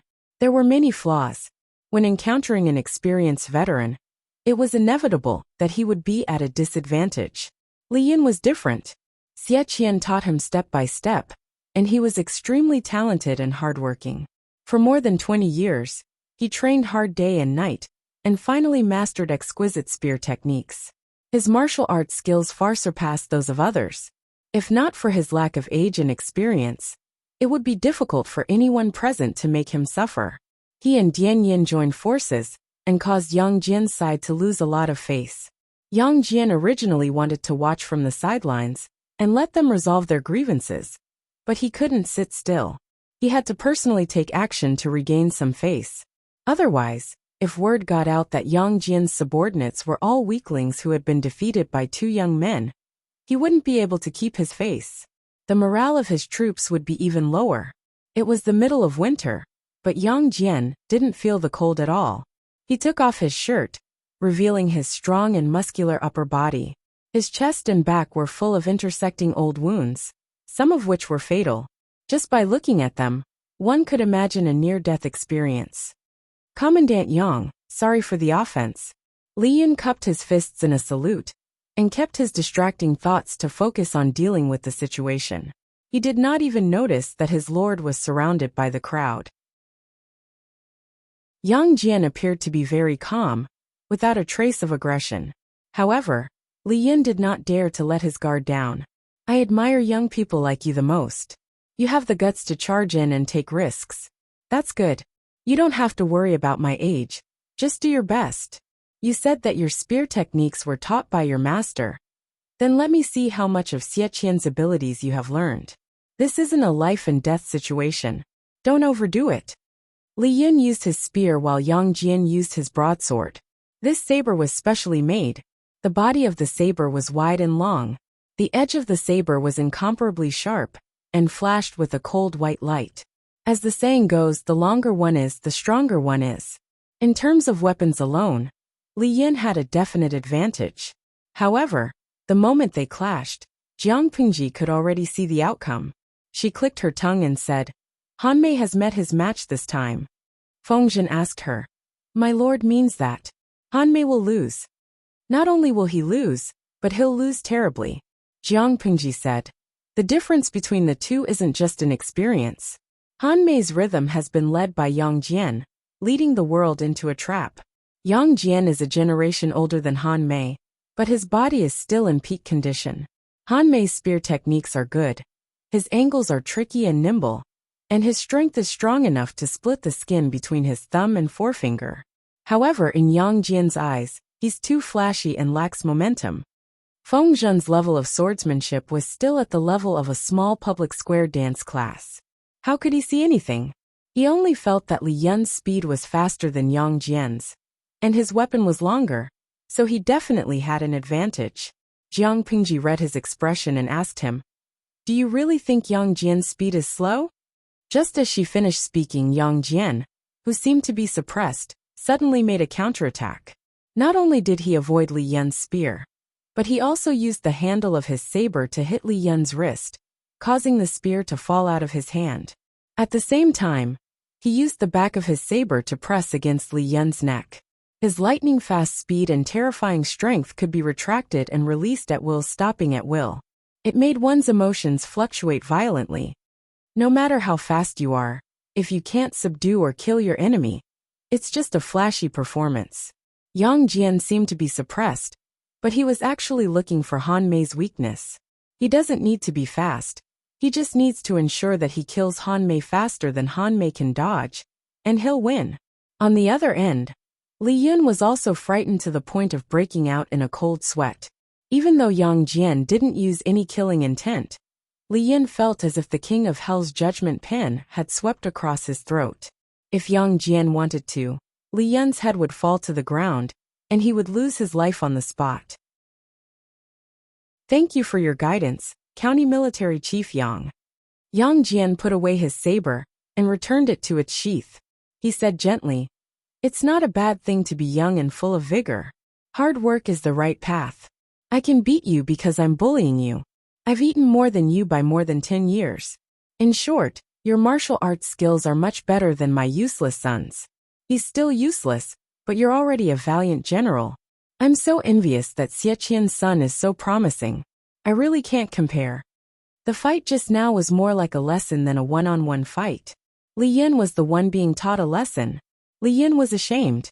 After calming down, he realized that he and Dian Yen had indeed gone overboard by humiliating the other party. Personal grudges should not be dragged into official matters and affect the relationship between the two powers. Han Mei. As he was thinking, a familiar voice called out from the crowd. His scalp went numb, and he looked over in disbelief. "Greetings, my lord." He and Dian Yen immediately bowed, their hearts filled with guilt. "Who called the lord here? Rise." As she finished speaking, she turned her gaze to the bearded duke, Yang Jian. "I am the district magistrate of Xiangyang District. Greetings, County Military Chief Yang." Feng Zhen secretly moved closer to Li Yun and Dian Yen, smiling maliciously. "I was afraid that you'd be at a disadvantage, so I called the lord here." Li Yun and Dian Yen threw him a look that said, "You brat, you're trying to get me killed." If the lord knew that they had a private fight with Yang Jian's subordinates, and almost ruined the relationship between them, she'd definitely settle the score later. Yang Jian looked at Jiang Pingji and said, "So you're Lu Zhongqing's son. You're indeed a young and talented man with good looks." As he finished speaking, he patted Jiang Pingji's shoulder 3 times with his large fan-like palm. It was originally a test, but the strength of the first pat was restrained. Jiang Pingji's expression did not change. Yang Jian's heart skipped a beat. The strength of the second and third pat was suddenly increased. If it were an ordinary person, their arm would be dislocated, let alone stand steadily. However, Jiang Pingji's expression was the same as usual. Her small face smiled shyly. One look and it was obvious that she was well behaved. Chapter 694. County Military Chief Yang knows my father? We're all officials, how can we not know each other? Your father managed Hu County, and was the county chief. Hu County borders Zhangzhou's Dongmen County. There were several food shortages, so he shamelessly borrowed some rations from your father. Only then did the situation turn for the better, and the people could live in peace. It seemed like there was no enmity between Yang Jian and Lu Shi. The former even owed the latter a favor. If that was the case, things would be easy. If she poached Yang Jian's centurion position, he wouldn't be angry. After a simple greeting, Yang Jian glanced at Li Yun and Dian Yen. "Are these two your subordinates?" Jiang Pingji took the initiative to apologize. "I failed in my duties, allowing Han Mei and the others to offend the county military chief. I will discipline them strictly when I return." Yang Jian also knew that this was just a formality. She said she would discipline them strictly, but at most she would reprimand them. Don't blame them. Both of them are real men. They are enviable young men. This dispute started on our side. If that person hadn't verbally abused Han Mei, both sides wouldn't have caused such a ruckus on the drill ground. He shouted at the crowd. A middle-aged man with his left arm tied up came over. He was pale from blood loss. This is your fault. Apologize to District Magistrate Liu. The middle-aged man didn't pester her. He cupped his fists and apologized. At this point, Jiang Pingji couldn't say anything else. This matter could only be written off. However, I watched the county military chief give pointers to Hanmei's martial arts. I deeply admire him. I wonder if I have the honor of receiving pointers from the county military chief? Jiang Pingji's principle was simple. She would pick herself up from where she fell. She would pick herself back from where she suffered. She would seek revenge from where she lost face. After beating up the young, the old would come. How normal was that? Although it wasn't Yang Jian's fault, his subordinate attacked first and verbally abused him.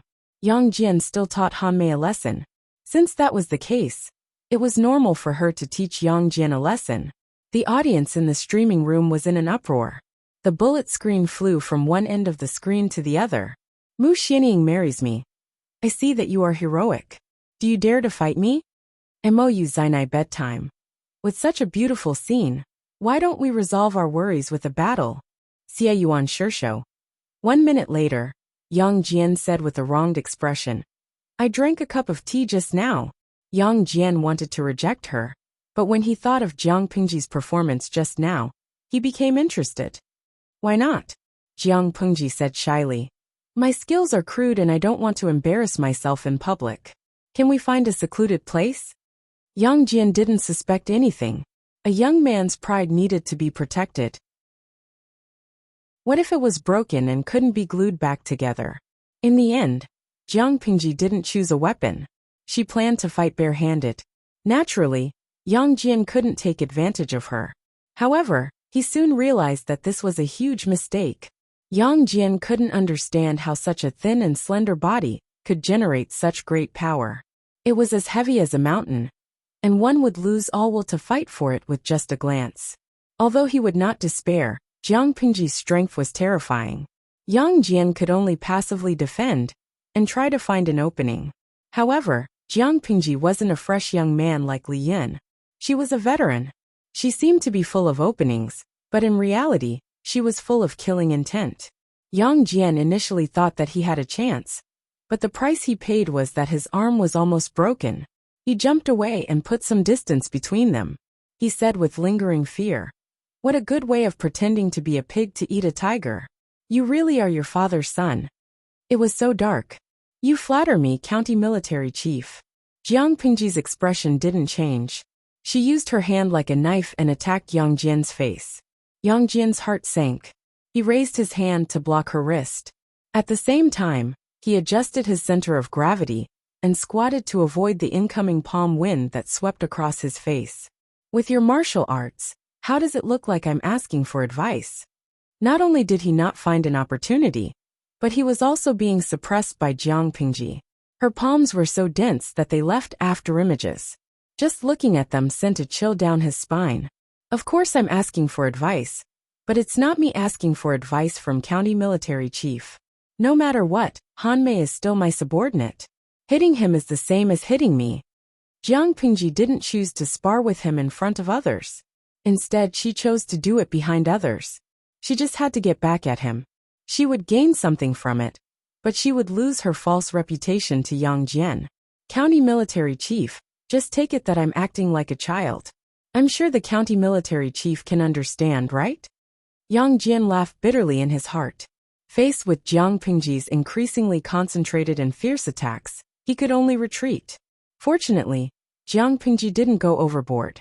Her injuries were in inconspicuous places, and she didn't attack his face.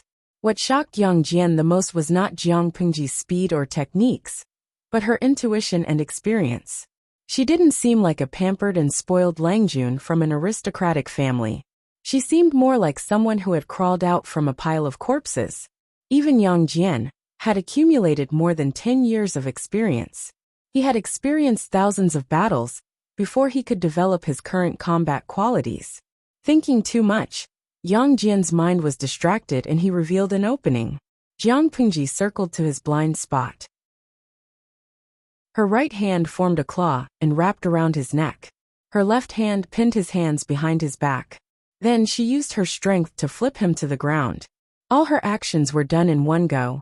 By the time Yang Jian reacted, the situation was already over. He had no chance of winning, so he could only admit defeat. Forget it. I can't win against you youngsters. Jiang Pingji released her grip and helped him up from the ground. Thank you for showing mercy, County Military Chief.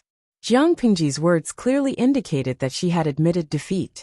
Yang Jian knew that she was saving him some face, but he was still displeased. However, he still had this bit of magnanimity. He wouldn't be calculative with Jiang Pingji. You are the same as your father. Both of you are foxes. Your father is treacherous with his words, while you are merciless with your hands. What Yang Jian didn't mention was that during those years when there was a food shortage in Dongmen County, although Lu Shi had borrowed some grain, the interest he paid was unscrupulous.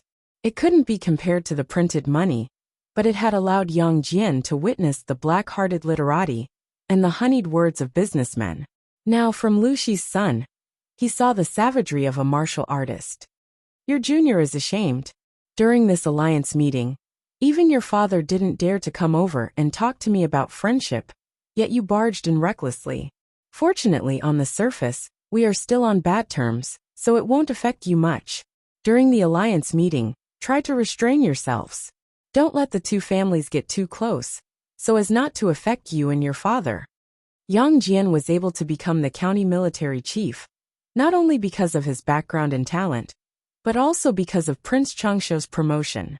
In other words, from the perspective of outsiders, he was on Prince Changshuo's side. Now that he had joined the alliance meeting, he couldn't be friends. Jiang Pingji didn't pretend to decline. She agreed without hesitation. Oh yes, I have something to ask the county military chief in private. Yang Jian asked, what is it? How long have you known my father and Han Mei's father, Xie Qian? Yang Jian and Lu Shi's interactions were mostly on official occasions. His relationship with Xie Qian was more personal. We've known each other since we were young. Why are you asking? Jiang Pingji crossed her arms in front of her chest. Her expression was thought-provoking. There were some things that she wanted to verify further. Although Qiguan Rang had already gotten the answer from Wei Yuan, Jiang Pingji still wanted to investigate further. However, it wasn't a good time to ask. Chapter 695. According to you, the conflict between Han Mei and your subordinates was initially because your subordinates mistook Han Mei for Xie Qian? Yang Jian admitted shamefully and vaguely explained the reason. Jiang Pingji said bluntly, but I heard from my father that Aunt Xie had died from a hemorrhage. Yang Jian said seriously, how could a junior like you understand the grudges between elders? He didn't believe that Xie Qian was that kind of person. Why would he sell his wife for glory? Moreover, when Wang Huiyan entered the former emperor's harem, Xie Qian had already been dead for a year. His corpse had decomposed into bones. Who could stop a widow from remarrying? Xie Qian, who had been dead for a year, had pushed his wife to the former emperor? Wasn't that nonsense? However, Li Yun's appearance proved that Xie Qian wasn't dead. He was still alive and kicking after more than 20 years. Jiang Pingji said, I used to hear my wet nurse tell bedtime stories. She said that there are lonely souls and wild ghosts with no one to rely on. Their hearts are filled with hostility, and they are jealous of the living.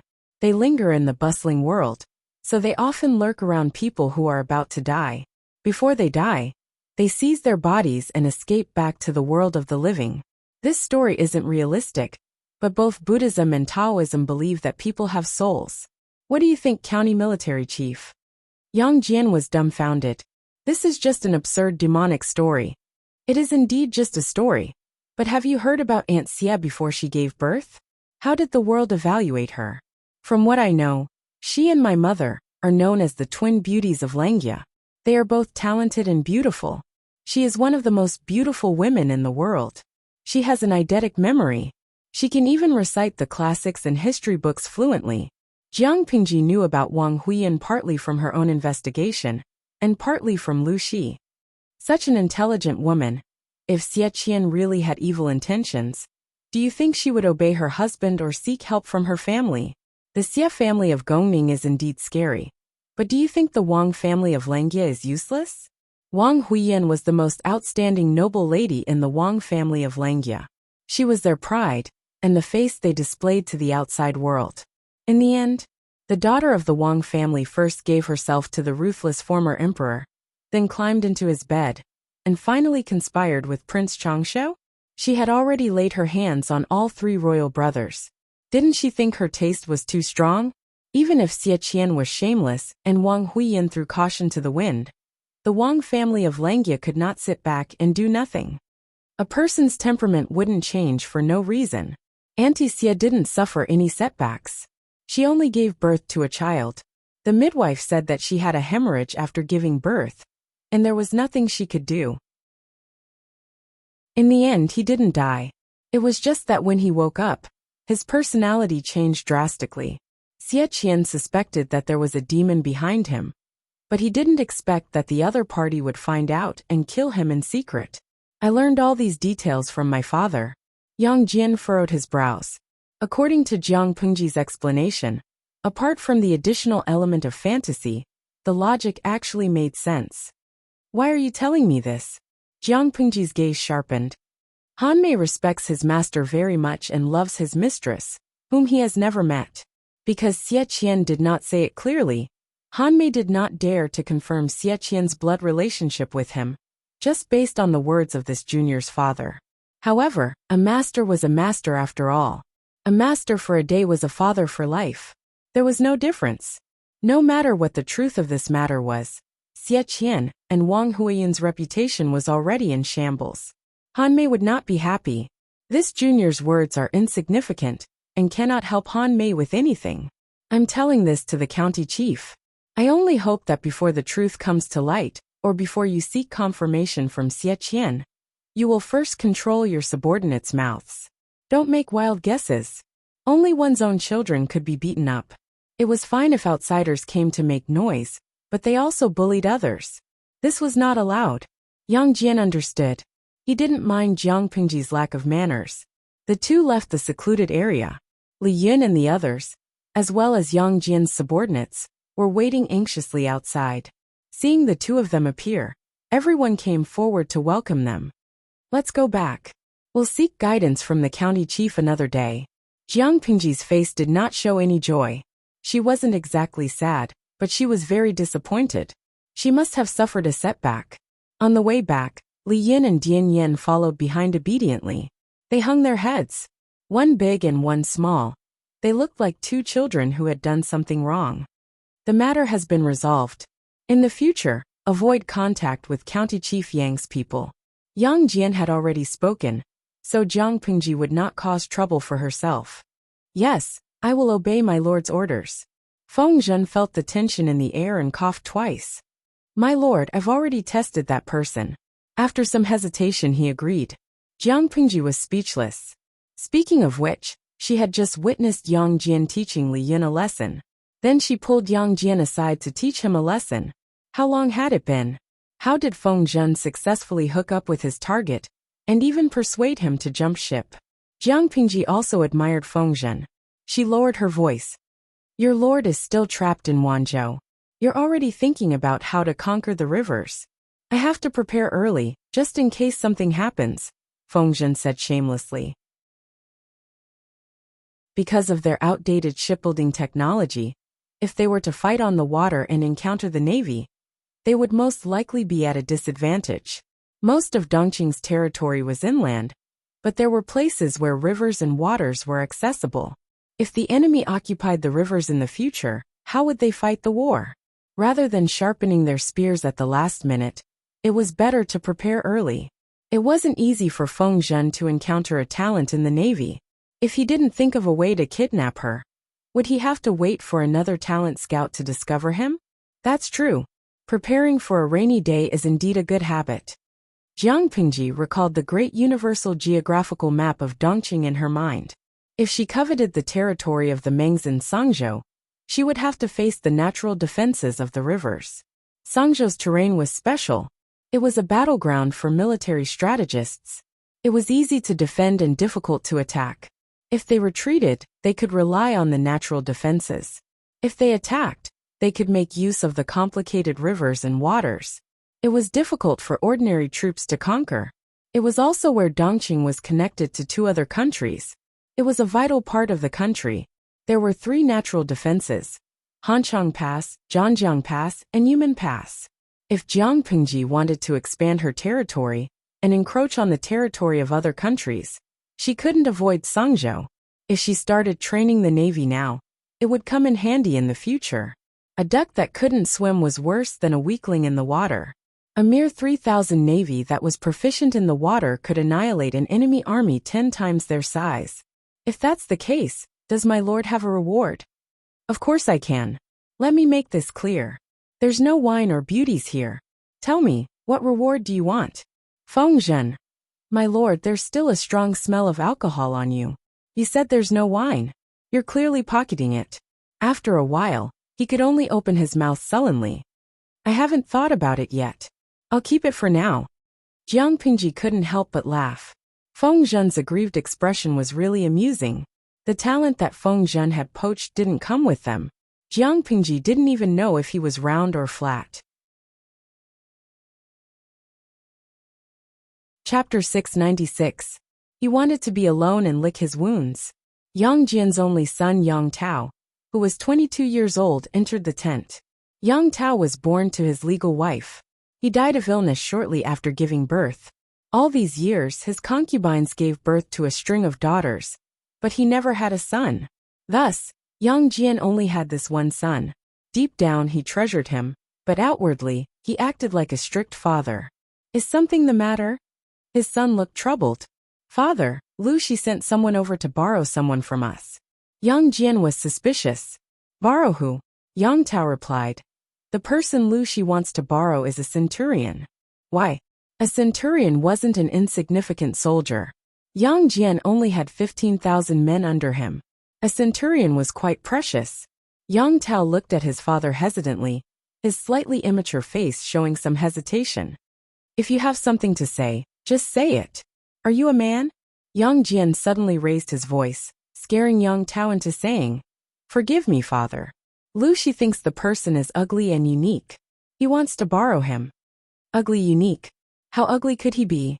Yang Jian didn't believe that Jiang Pingji was the type to cause trouble. She must have a reason for asking to borrow someone. He furrowed his brows and raised his hand to call the centurion over. Even Yang Jian, who wasn't obsessed with looks, felt disgusted. It hurt his eyes. The centurion was shorter than the average person. His right leg was injured. His limp could be seen after a few quick steps. Not only that, but his face was ugly. His eyebrows were far apart, one high and one low. His eyes were long and sunken. His nose bridge was sunken. Both sides of his nose were covered with freckles. His lips were thick and black. His neck ratio was different from the average person's. His shoulders looked a little sunken. He didn't seem to have enough energy. His arms were slightly short. Recalling the description of ugly and unique, he frowned, looking slightly unhappy. For a handsome and imposing man like Yang Jian, he had a slight dislike for ugly people. But why did Lu Shi's son want to borrow this person? Do you know the district magistrate of Xiangyang district, Lu Shi? Yang Jian carefully looked at the person's appearance. There were flaws everywhere. The man stood with his hands by his sides, lowered his eyes and said in a low voice, I don't know him, but I've heard of him. This person's voice was hoarse. Naturally, it wasn't the kind of voice that was magnetic. Rather, it was the hoarseness of a hoarse voice. It was ear-piercing. Yang Jian grew more and more dissatisfied. He didn't have the desire to find out more about this person. That face ruined the atmosphere. He said straightforwardly, Magistrate Lu thinks that you look unique, and asked me to lend you to him for a few days. Are you willing to go?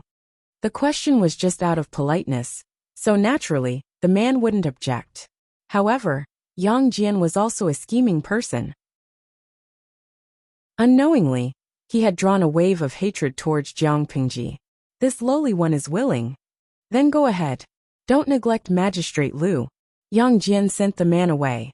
Yang Tao watched quietly, a look of distress on his face. He wanted to speak a few times, but Yang Jian asked him about his studies and martial arts.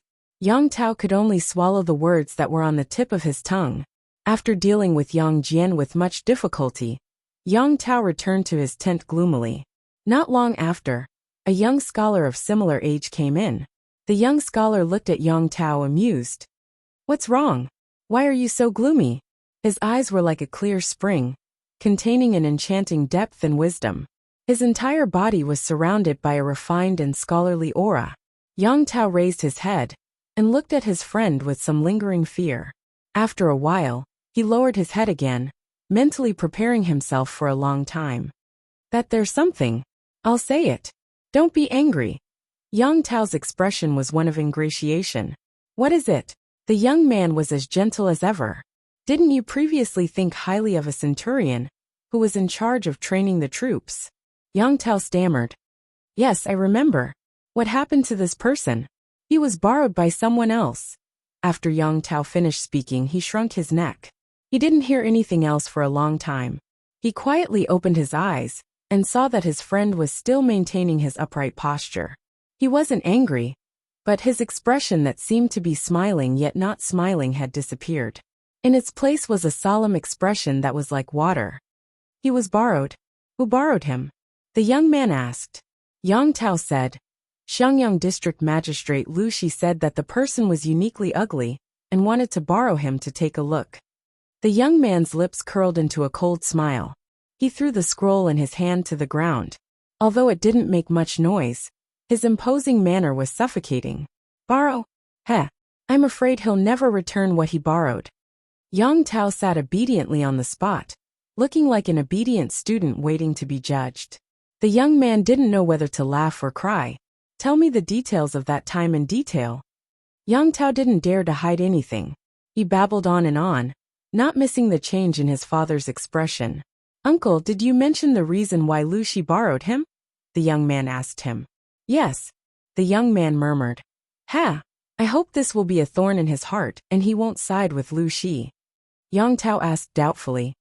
I really don't know why Lu Shi borrowed this person? Just because he's ugly? The young man resisted the urge to face bomb. Lu Shi didn't want to see how ugly a person was. He clearly wanted to train the Navy. Train the Navy? Yang Tao was shocked. He immediately asked cautiously, why did Lu Shi train the Navy? The young man asked in return, then why do you think Lu Shi borrowed this person? Was it really because the other party was uniquely ugly? Such a reason could only coax a 3-year-old child. It couldn't coax him. If he really wanted to train the Navy, then wouldn't this person's ambition be? Maybe you're overthinking. After all, no matter how one looked at it, the young man's speculation was too shocking. Lu Shi's territory was located in the north of Dongqing. Most of it was basins and hills. There weren't many river routes, and there weren't any large-scale naval battles. What was the difference between training the Navy and drawing water with a sieve? The young man didn't think so. The Lu father and son are low-key, so most people ignore them. If you pay close attention, it's not difficult to discover their ambition. At this time, they want a talent to train the Navy from us. Their ambition is obvious. Yang Tao said in distress. Even if what you said is true, Lu Shi can still think of other ways if he doesn't borrow from us. The young man looked at Yang Tao with pity, as if he was looking at a retard. The crux of the problem wasn't how ambitious Lu Shi was, but that they had been poached by someone else. Perhaps Lu Shi was addicted to poaching and would keep an eye on them next time. Yang Jian's family business wasn't big. If it was handed over to the innocent Yang Tao, he wouldn't even know it when someone else poached him. Having such a childhood sweetheart, he was also mentally exhausted. Yang Tao also realized that he had said the wrong thing. He asked him in a low voice, why don't I think of a way to get him back? The young man's eyes were filled with even more despair. How could his good friend make such a stupid suggestion? Get him back. If Yang Tao dared to go after him, Yang Jian would be the first to break his leg. Forget it, forget it. He's just a talent. There are many people in our army who are proficient in naval battles. It's not a pity to lose him. Chapter 697. On the other side, the uniquely ugly centurion quietly followed the soldier who led the way. He didn't say a word along the way. Considering that the centurion's legs were inconvenient, the soldier didn't walk too fast. The details were indescribably considerate. After a while, the centurion's brown cheeks were slightly hot, and he thanked the soldier in a low, muffled voice. Master Feng has specially instructed us. It's not a small contribution. The soldier replied in a businesslike manner. During winter, one should walk faster, so that the body could generate heat from the inside out and resist the cold. However, in order to match the centurion's pace, the few soldiers who led the way didn't dare to complain. They endured the cold and sent him out of the tent. They lowered their heads and lowered their hands. Go in. The Lord and Master are already waiting for you inside. Don't let them wait too long. Thank you very much. The centurion cupped his fists and then carefully entered the tent. When he opened the tent curtain, warm air with the light fragrance of pear blossoms blew into his face, dispersing the cold air around him. The tent had been carefully tidied up. A layer of soft animal skin cushion was spread on the ground, and an exquisite and small incense burner was placed in the middle. It finally looked like a commander's tent. I'm Qi Kuang. Greetings to District Magistrate Liu. The centurion's legs were inconvenient, so his salute wasn't as neat as a normal person's, but it could be seen that his attitude was serious and not perfunctory. There were two people in the tent. A young man sat upright on the seat of honor. He looked a few years younger than Yang Tao, and his eyes were full of vigor. The other person was the scholar Feng Zhen, who had tried to rope him in. Compared to Jiang Pingji's neat sitting posture, Feng Zhen seemed a little weak and boneless. He leaned against the table, as if he had no bones. He squinted his eyes and looked at the centurion, Qi Kuang. My lord, this is the talent I mentioned before. Jiang Pingji agreed and said to Qi Kuang, get up. The weather is cold and the ground is cold. It's not good for your legs to kneel for a long time. The centurion Qi Kuang stood up with his hands on both sides, and his head slightly lowered. His gaze fell on the bronze incense burner, not far in front of Jiang Pingji. Jiang Pingji asked Qi Kuang, do you know why I borrowed you? Qi Kuang replied calmly. The county chief already told me that District Magistrate Liu saw my unique appearance and borrowed me for a look. Hearing the reply, Jiang Pingji secretly frowned. No matter who saw Qi Kuang's appearance, they could understand the vile mockery hidden in the words, unique appearance. Yang Jian wasn't easy to deal with either. He really knew how to make enemies for her. Even if he did not know that Jiang Pingji was only pretending to borrow people, and was actually poaching people, he was still cautious, and dug a trap for her. However, in the end, it was still Feng Zhen, the prodigal son's fault. Just listen to what kind of lousy excuses this brat came up with. Who would do something like this? She, as the lord, had to take the blame for the little princess's counselor. TSK, I'm not happy. That's just an excuse, it can't be taken seriously. As for my true motive, do you know? She looked at Qi Kuang with a faint smile. Her godly skill, the great deception spell, had entered cooldown and was waiting to be used. Qi Kuang was startled. His expression finally changed, and he looked a little cautious. I understand. The live stream was still ongoing. The audience in the live stream room knew that Jiang Pingji was going to recruit new employees again, so they stayed there and refused to leave. According to their understanding of Jiang Pingji, this lord had a problem with appearance. The people she recruited were either young or extremely handsome men. Even if they were old, they were still old handsome men. Even if they were not handsome, they were talented people with outstanding temperament. They wouldn't be ugly if they were dressed up a little. In short, appearance was very important. However, reality was cruel. Their passion was met with an unprecedented attack, and their hearts were broken. Lining Dianding Wei Zixiao.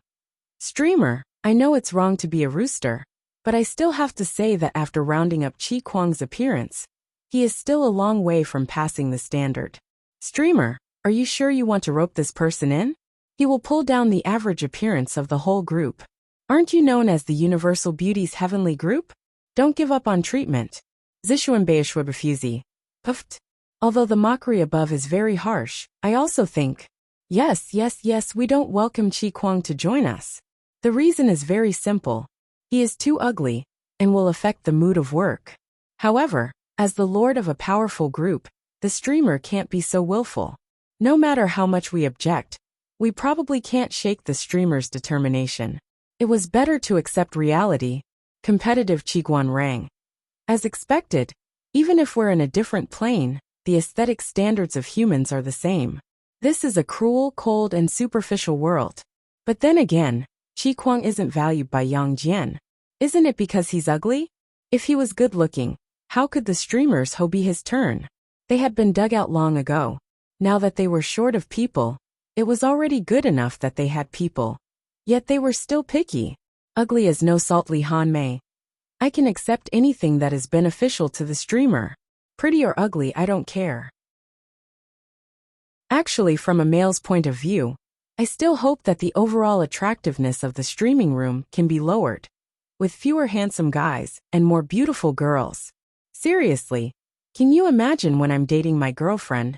She's holding up the pretty boy Lian's photo, making all sorts of noises and screams? Jiang Pingji glanced at the series of IDs. Deep down, she was already holding back her laughter and suffering. These IDs were obviously fans who hated them deeply, especially self-cleansing Feng Zisher. He was so black. Feng Zhen, who was at the side, didn't know what was going on. He shifted uneasily, changing his kneeling position. Jiang Pingji collected her thoughts and focused on dealing with Qi Kuang. Since you know, are you willing? She never liked to beat around the bush. It was the same when she recruited people. She went straight to the point. If he was willing, he was willing. If he wasn't, yes, yes, yes. She would think of a way to make people willing. Qi Kuang looked hesitant. He plucked up his courage and raised his head. His eyes met Jiang Pingji's. After their eyes met, he quickly lowered his eyelids. He secretly clenched his fists, plucked up his courage, and told the truth. According to what I know, District Magistrate Liu doesn't need to train the Navy now. Recruiting me is just to keep an idler. Qi Kuang felt that even if he jumped ship, he wouldn't be put in an important position. Jiang Pingji raised her eyebrows. So he was worried about this. She said, "We don't need the Navy now, but it doesn't mean that we don't need to train them. It also doesn't mean that we won't need them in the future. Soldiers are trained for 1,000 days to be used in one day. When we need to use the Navy, and I only have non-swimmers, it'll be too late. As for keeping an idler, my family has a big business, even if I don't need the Navy in this lifetime. So what if I keep you?" Qi Kuang was silent for a while. Jiang Pingji didn't rush him. "I was born ugly, my legs are handicapped, and my appearance is unsightly. District Magistrate Liu, do you really not mind?" Chapter 698. Qi Kuang understood that the current atmosphere was like this. Family background and appearance were the most important. If one wanted to become an official, one's family background was the most important, followed by appearance. Ability, conduct, and talent were the last. Big bosses were obsessed with appearance. Qi Kuang was capable but not good-looking. He had worked hard for many years to climb to the position of centurion. Jiang Pingji heard this and asked Qi Kuang in surprise. "I recruited you because of your talent, ability, and loyalty. Does it have anything to do with your appearance?" She was amused and supported her forehead with her hand. She looked at Qi Kuang with a firm gaze. "Whether you are beautiful or ugly has nothing to do with me. After all, shouldn't the person who cares about appearance be the one beside you? If you surrender, I will be the master and you will be the subject. How can the relationship between the master and the subject be equal to that of a husband and wife? As the master, I only need you to train the Navy for me. Nothing else is important. Are you saying that if you are good-looking, you can train a more elite Navy for me?" Appearance was not a buff. It could not increase the strength of the entire army. Jiang Pingji wanted to recruit talents. She was not recruiting a vase. Qi Kuang was speechless, but the grudge in his heart was gone. After thinking about it, he gritted his teeth and said, "Thank you for your kindness, my lord. I will do my best to train an elite army for you." Feng Zhen had already convinced Qi Kuang to surrender. Jiang Pingji had also made it clear that she did not mind his appearance. Qi Kuang was naturally willing to surrender. "Since you have this determination, I will naturally support you with all my strength. Now is not the right time. It is not convenient for me to assign people to you. When you return to Wanzhou, you can select 3,000 elites as reserves for the Navy. I will not interfere with how they are trained or what they need. It is taboo for an outsider to guide an expert in military training. I will not add to your troubles. There is only one thing you must remember. I want to see the elite army you speak of. Although Jiang Pingji did not directly say it, Qi Kuang could hear how much authority and freedom she had given him. As long as the navy was established, he would be the commander of the navy. No matter how much Qi Kuang thought about it, he did not expect Jiang Pingji to give him such a big promise. Thank you for your kindness, my lord. Qi Kuang bowed. I will not disappoint you. The dust had settled. Jiang Pingji, Feng Zhen, and Qi Kuang were all very satisfied. Only the livestream viewers were a little disappointed. Because of Qi Kuang, the overall attractiveness of Jiang Pingji's group had been pulled down by several percentage points. Wasn't watching the livestream for the sake of looking at one's face? However, this mood did not last long. Their impression of Qi Kuang had greatly improved. Even though Qi Kuang was ugly and had a lame leg, he was a man of great learning. His ancestors had been dealing with the water for generations. The first few generations were fishermen, who lived along the river. When it came to his grandfather and father's generation, they became soldiers and dealt with the pirates along the river all year round. Growing up in such a family, Qi Kuang's foundation was much stronger than others. Full of confidence, he sought refuge with Yang Jian. He wanted to fulfill his ambitions and bring honor to his ancestors. He was like a young man who had just graduated from university and entered society. His chest was full of passion, but he had hit a wall in the face of reality. Because he was too ugly and one of his legs was slightly disabled, he had served under Yang Jian for 7 years. He had followed the Lord into hundreds of battles on the water, and brushed past the King of Hell more than 10 times. Even now he was still a centurion. However, he was not discouraged because of this. Instead, he became more diligent in his studies, but his temperament was not as enthusiastic as before. Now that Jiang Pingji had promised him great authority, Qi Kuang felt his blood, which had been silent for a long time, begin to heat up and boil again. Qi Kuang told Jiang Pingji many of his experiences, insights, and methods for training the navy. He even used the battles he had personally experienced as examples. He was reasonable and had evidence. He was not simply an armchair strategist. Jiang Pingji listened very seriously. Qi Kuang's level of education stopped at the level of writing and recognizing words. He had not studied deeply, so his literary talent was not good. However, he had a strong grasp of the rhythm of the story. His logic was very clear. Even the most mundane examples, when they came out of his mouth, could be described with great interest. At first glance, Jiang Pingji was very satisfied with this future commander of the navy. At the same time, Qi Kuang also gave his new lord a 5-star evaluation. He had originally thought that Jiang Pingji did not know the ropes. Unexpectedly, not only did she know, but she could also hit the nail on the head. Her questions were rather incisive. As the conversation between the two deepened, the livestream viewers became Qi Kuang's fans. Exploding Gung Baigon. People who work hard are the most handsome. Qi Kuang is not good-looking, but he has quite a temperament when he's serious. Qiu Yue Piao. Ditto, I agree. What one looks like is given by one's parents.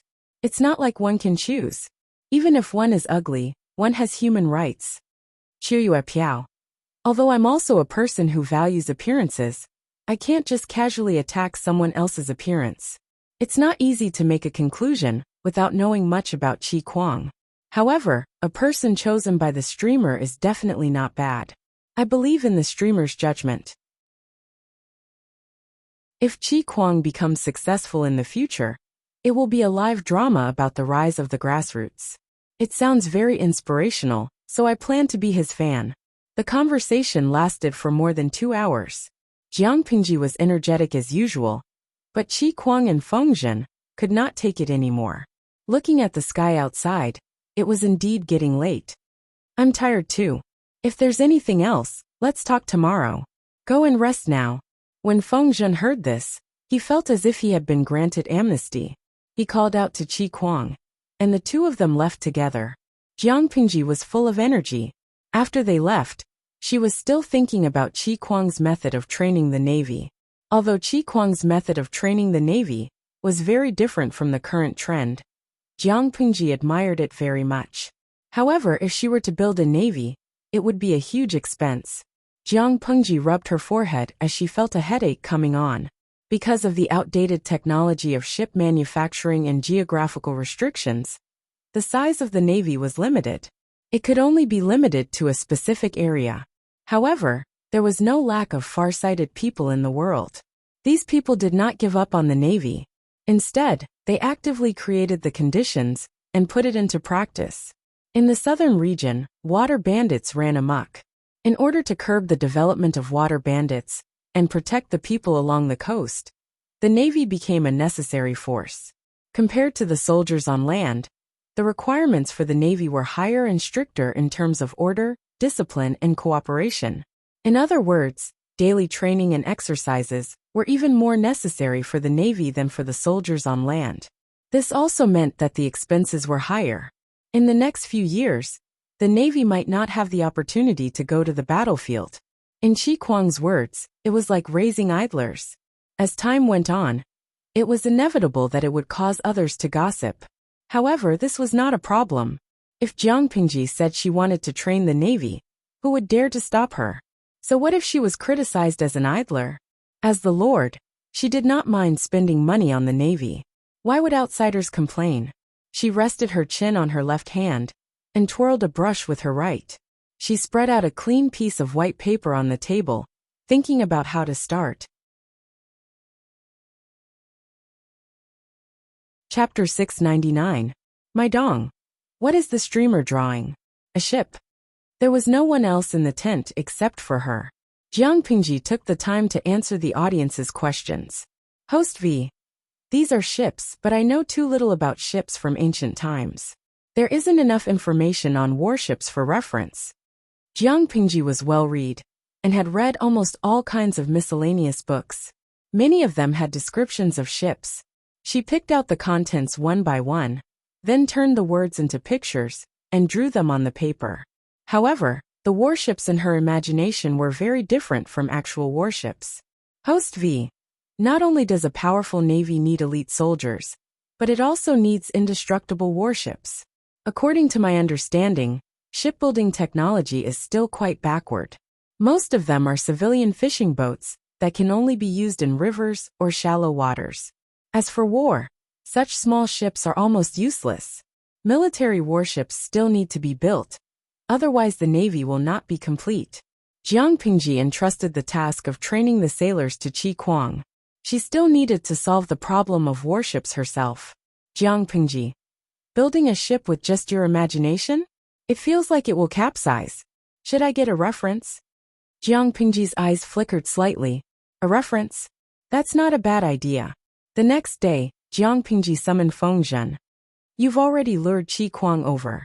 There's no need to trouble two masters for the same thing. I'll have to trouble you again to find me a master shipbuilder. Feng Zhen didn't know what to say to that. Whatever sleepiness he had left was completely gone. Jiang Pengji said angrily. If there are no warships, how can they be considered navy? Feng Zhen felt that his lord was his nemesis. Was it so easy to find a master shipbuilder?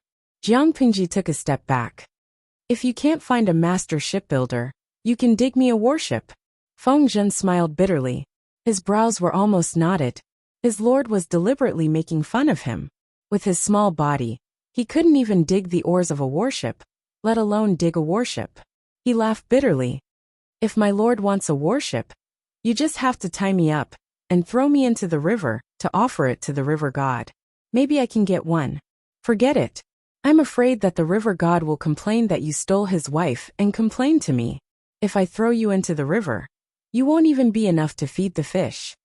Jiang Pengji held back her laughter and reluctantly spared Feng Zhen. Forget it, I'll let you go for now.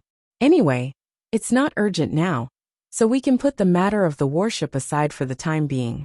Feng Zhen smiled and bowed as if he was begging for mercy. Thank you, my lord, for showing mercy. Fermented cat ball. Brothers and sisters, now it's our turn. Host, look at us, we are your shield. Spectacles. With Baidu and Papa Gu in hand, even a grandmaster shipbuilder would have to kneel down and bow down to her, let alone a master shipbuilder. Not yesterday's stars.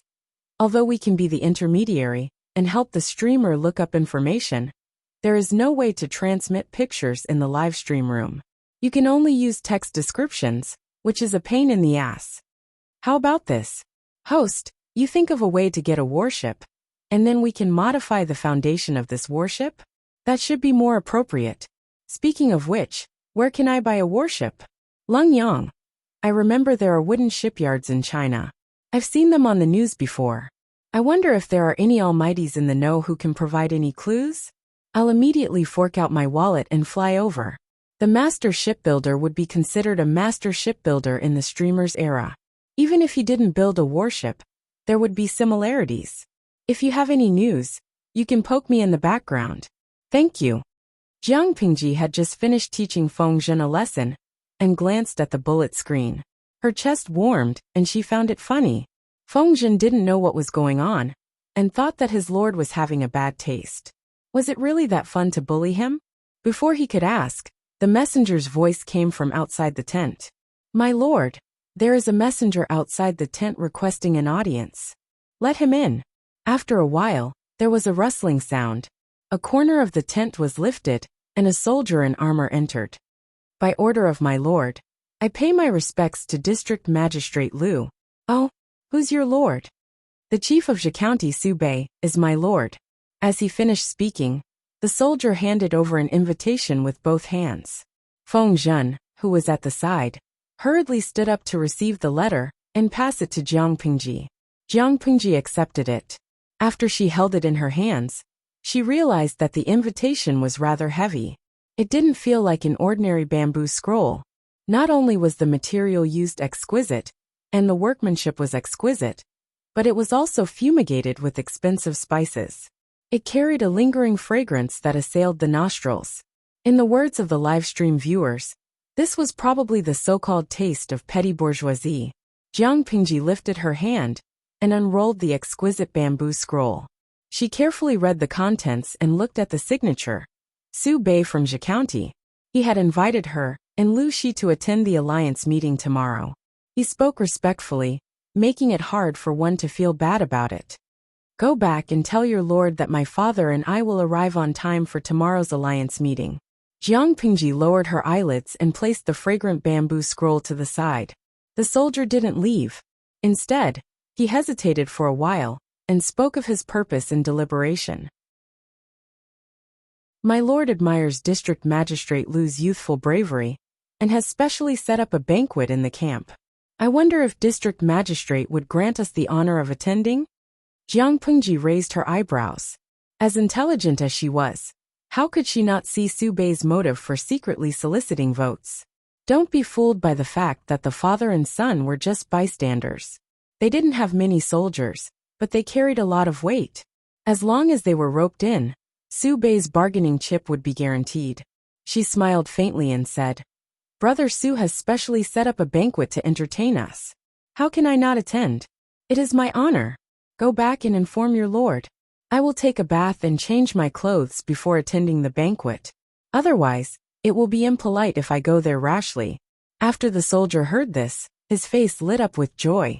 He bowed and left. When Feng Zhen heard that there was a banquet, his eyes sparkled. It was as if he had imagined something. His Adam's apple moved quickly. Jiang Pingji poured a bucket of cold water on him. Don't even think about it. It's not for you. Feng Zhen's expression froze. There was an indescribable sense of distortion. The audience who had been watching the entire process couldn't help but burst into laughter. They even added psychological games to Feng Zhen. Feng Zisher, who is pure and upright. My lord, if you continue to bully my family like this, my family won't be satisfied. Li Hanmei, who is ugly if there is no salt. Sob, sob, sob. My lord, you are so bad. You bully my family. I will pound your little chest. Sob, sob, sob. The atmosphere in the streaming room suddenly changed. Demons and ghosts danced wildly. Jiang Pingji almost thought she was having a nightmare. Feng Zhen asked, Then who will you be bringing, my lord? Jing Rong, Jiang Pingji replied. He has been busy with the affairs of the camp these past 2 days. He is exhausted. It's a free banquet. It would be a waste not to eat it. Feng Zhen knew that he had no chance. However, my lord, don't forget to bring me a bottle of wine when you return. He hadn't had a drop of wine in the past few days. The liquor bug in his stomach was about to overturn the heavens. Fengzhen was craving it. Jiang Pingji agreed, feeling annoyed and amused at the same time. Chapter 700. Temporarily shutting down the streaming room. Jiang Pingji washed up and changed into her usual home attire. Jingrong, help me get a painting and put it on the table behind the screen in the commander's tent. Bring it with you to the banquet. Yang Si did as he was told. No matter how Yang Si looked at it, his lord was clearly a handsome young man. This young face was full of vitality unique to her age. At the same time, she had a steadiness that her peers did not have. As long as a normal person was not blind, who would find out that she was actually a girl? However, the truth was that she was a genuine woman. Hearing that she would bring him to the banquet and decline Fengzhen, Yang Si felt that his lord's decision was correct. Fengzhen was a reckless fellow. When he saw wine and beauties, he couldn't move. It was easy for him to delay important matters. How could such a guy share the lord's worries at the banquet? If it was a man, it would be fine if he got drunk. Maybe he would have good luck with women and wake up the next day with a soft and fragrant beauty by his side. It would be a waste not to take advantage of a free gift. Unfortunately, his lord was a woman. She could not drink too much on such an occasion. The people around her had to be more cautious. Yang Si felt that there was a long way to go. At this time, Yang Si completely forgot one thing. With Jiang Pingji's alcohol tolerance, she could overturn a group of people. Although this painting has no signature, looking at the painting technique and style, was this painted by Zixiao? When Yang Si took the painting, it was already half unrolled. With a casual glance, he could tell who the painter of this painting was. Yes, before the army set off, we asked him for a painting to use for publicity. Jiang Pingji walked forward and glanced at the pattern in the painting. She said with a smile, "Among the people I know, Zixiao's painting technique is the best. I like his painting style too." Jingrong, if you've never been to Xiangyang district, would you be moved when you see the flourishing scene in this painting? Yang Si's expression was a little strange. He seemed to be struggling with something. However, he said carelessly, "A paradise beyond the world. My heart admires it." Just based on the contents of the painting, people who didn't know would indeed yearn for it. However, speaking of Wei Si's painting technique, he suddenly thought of something. He remembered that Wei Si had once painted a portrait of a woman who was exceptionally precious. Now that he recalled the face of the woman in the painting, he was extremely terrified when he thought about it. In the beginning, Yang Si did not know Jiang Pingji's gender. When he saw the painting, he thought that Wei Si had some hidden intentions. Now that he knew the truth, the woman in the painting was obviously his lord. So it wasn't that the lord wanted to do the unspoken rules with Wei Si, but that the gentleman pervert, Wei Si, had other intentions towards the lord? Jiang Pingji noticed that there was something wrong with Yang Si's expression. However, she did not delve too deeply into it. Instead, she carefully put the painting away. "This is a magical treasure for us to expand our business. I plan to treat it as the god of wealth. Who knows, we might be able to make a lot of money." She opened the live broadcast room, and the 150,000 slots were filled in an instant. By the time they arrived at the banquet, the sky had already darkened. Countless torches were lit up in the allied tents, like a red waterfall in the dark night. Jiang Pingji was dressed in casual clothes, with a thick rabbit fur cloak over her head. She looked more childish and less valiant, making her look more scholarly and weak. At first glance, she did not look like someone who lived in the army camp. Instead, she looked more like a noble young master from a wealthy family who had gone out to play. There were bodyguards accompanying them all around. Yang Si rode a horse and followed them unhurriedly. Su Bei's campsite was built in the center of the Allied Army's campsite. Military tents were scattered all over the place. The commander's tent was in the middle, like a myriad of stars surrounding the moon. Jiang Pingji scanned the area and realized that Su Bei was indeed rich and imposing. He was indeed a descendant of the Su family. Every soldier wore a full set of armor. The weapons in their hands were of the same type, and were of excellent quality. A complete set would not be a small sum. Thinking about how many soldiers and generals Su Bei had under him, If he were to equip every single one of them with a set, how rich would his family have to be to equip them all? Jiang Pingji was secretly speechless. She lamented that a nouveau riche was indeed a nouveau riche. Rich and willful. Inside the tent, a luxuriously dressed young man was sitting high up on the seat of honor. He was frowning as he conversed with his trusted aide. Hearing the commotion outside, everyone kept quiet. Their gazes shifted outside the tent, waiting for Jiang Pingji to appear. Not long after, the tent flap was lifted from the middle. Su Bei also stood up from his seat of honor and went forward to welcome the distinguished guest. A handsome young man wearing a rabbit skin cloak walked into the tent. His handsome face was like a gust of cold wind, blowing away the heat in the tent. Su Bei's subordinates looked at Jiang Pingji's attire, and doubts arose in their hearts. This person was dressed in casual attire. He did not look like he was attending a formal banquet, but more like he was visiting a friend's house as a guest. Although it was not impolite, the scene did not seem right. This is the son of the governor of Liuzhou? He is indeed a talented man, young and promising. Su Bei's appearance was slightly handsome. Coupled with his scholarly aura, he added a few notches of charm. The audience in the live streaming room roared in excitement. This was a carnival for those who were obsessed with looks. Su Bei led Jiang Pingji into the tent, his lips warm. When I saw you enter just now, I felt a sense of familiarity, as if we've known each other for a long time. If I remember correctly, you and I are close in age, and belong to the same generation. If District Magistrate Lu doesn't mind my mediocre aptitude, why don't we address each other as brothers? Jiang Pingji smiled and said, to be able to address County Chief Su as brothers is obviously my honor. How can I refuse? Su Bei was also someone who took advantage of the situation. He regarded himself as the elder brother, and unknowingly brought the two of them closer together. Yang Xi's seat was arranged to be behind Jiang Pingji.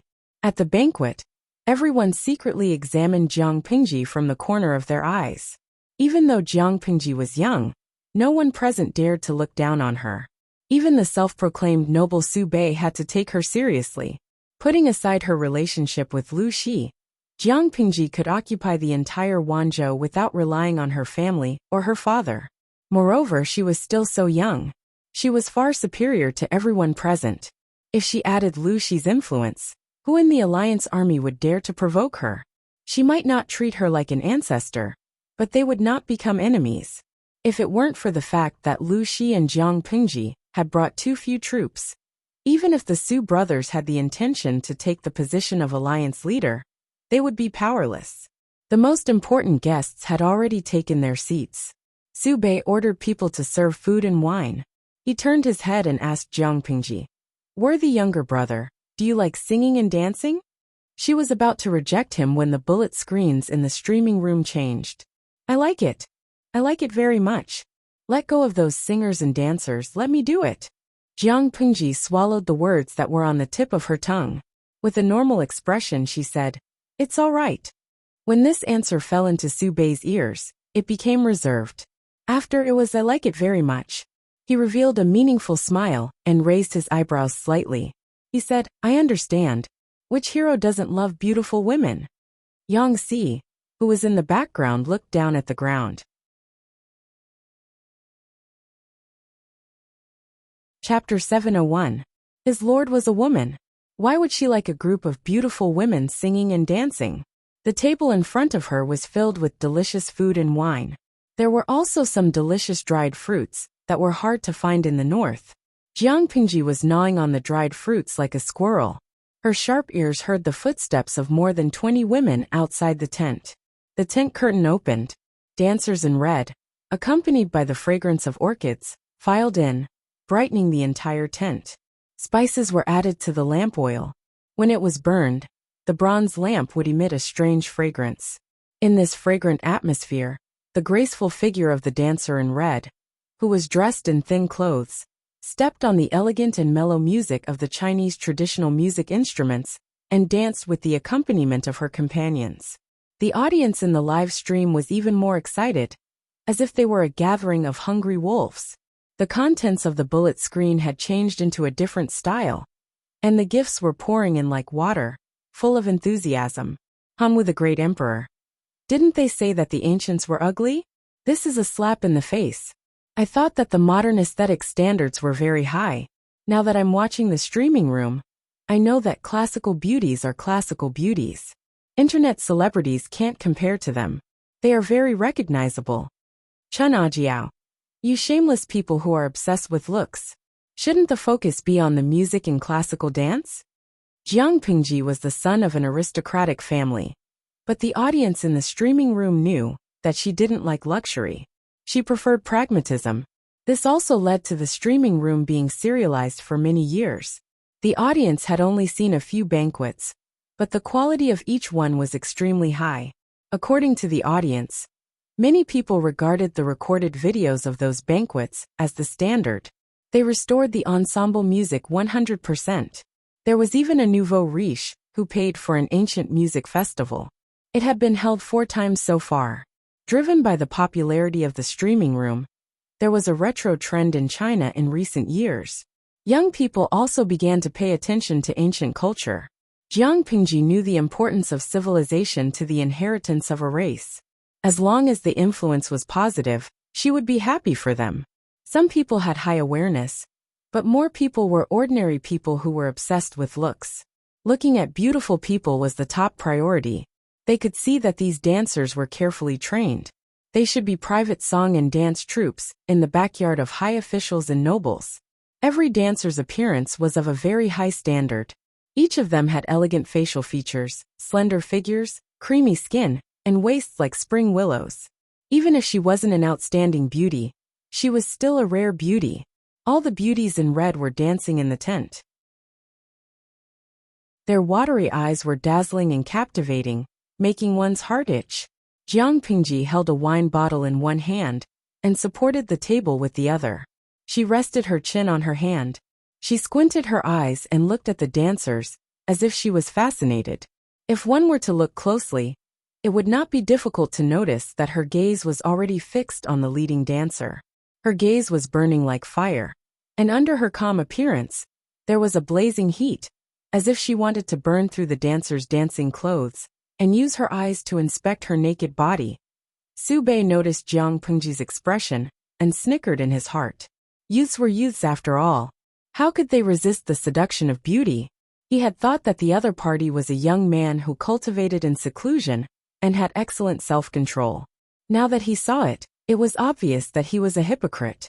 Yang Si, who was sitting in the row behind Jiang Pingji, watched her back view and tilted her head. He secretly broke into a cold sweat.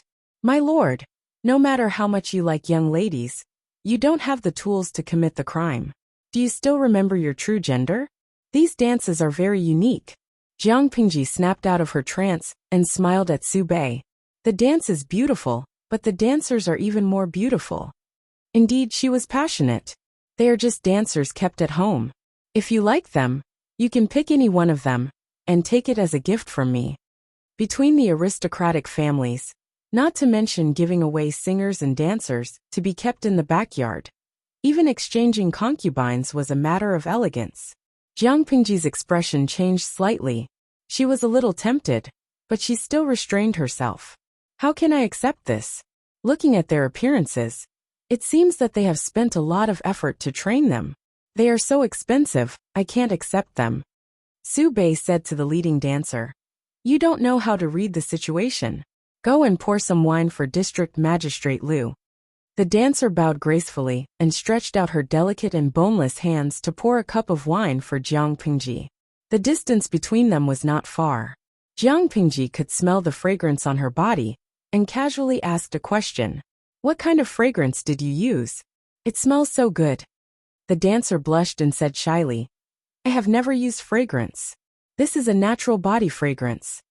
Yang Si's expression became even more rigid. He was wrong. He should not have followed her. It was more suitable for the prodigal son, Feng Zhen, to come to such an occasion. He was best at dealing with these women. A natural body fragrance? Jiang Pingji moved closer and sniffed. What entered her eyes was the dancer's slender, fair neck and delicate collarbone. Her expression was slightly intoxicated. Even her usually clear voice was slightly hoarse, making one's ears go soft. She is indeed a beauty. Even her fragrance is different from others. District Magistrate Lu is too kind. Do you know any other dances? Jiang Pingji asked her. The dancer whispered, yes. Su Bei, the brothel keeper, who pulled the strings, clapped his hands. The music that had just ended started again, and the leading dancer returned to the group. Jiang Pingji said, this dance and music is very novel. It feels very different from the northern dances. Su Bei smiled and said, the northern dances are rough and bold, while the southern dances are gentle and meticulous. The style of the two is naturally different. Brother Su is quite knowledgeable about this. I often hear how talented you are. Rumor has it that you are the reincarnation of the once you star. Unlike me, I have never liked to study since I was young. I don't know anything about the four arts. Even my father often reprimands me, saying that I am a blockhead. Out of my 7 orifices, I know nothing at all. I thought that if I had your level of attainment, my father wouldn't have to sigh and reprimand me so often. Jiang Pingji had a dejected look, like a frustrated youth. How could Su Bei believe that? However, he was also a shrewd person. Naturally, he would not expose Jiang Pingji's humble words. Under Jiang Pingji's intentional guidance, the topic of their conversation slowly shifted to the field of art. Su Bei did not disappoint Jiang Pingji's praise. He looked young, but his attainment in the four arts was not shallow. The audience sighed with emotion. If Su Bei had been born in their era, he would have been an all-round artist. Once he was reported, he would have swept the entire country. He was good-looking and proficient in the four arts of a gentleman. With such a persona, Tom Su, he would definitely be chased after by countless fangirls. It would be impossible for him not to become popular. It was a pity that Su Bei was born in the wrong era. He was born in a clan like the Su family. Those skills could only become playthings in his spare time. As they were happily chatting, Su Bei's gaze fell on the painting scroll in Yang Xi's hand. He casually asked a question. Was that painted by you, my worthy brother? Jiang Pingji revealed a well-proportioned expression of embarrassment. My father often reprimands me, saying that I am not skilled enough. Even a 3-year-old child's graffiti is better than my drawing. I am unconvinced, so I search for the painting of Master Yuanjing's disciple. I plan to take it home and study it.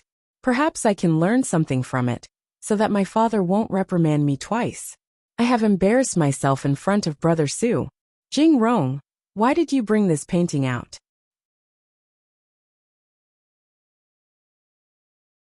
Chapter 702. They thought An Chui's acting skills had already reached the peak.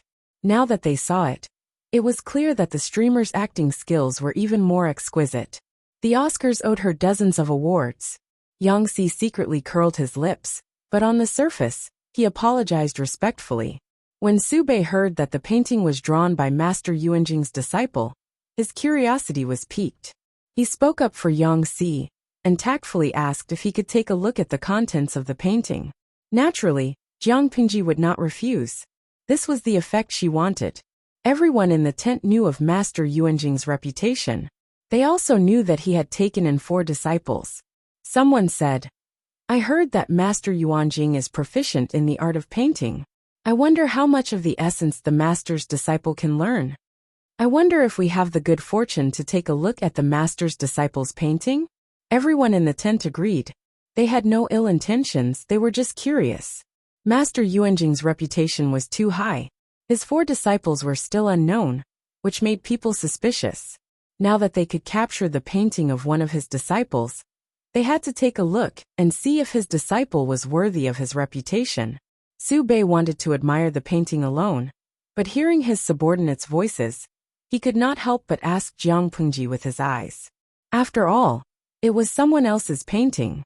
He had to respect the owner's opinion. Jiang Pingji nodded in agreement.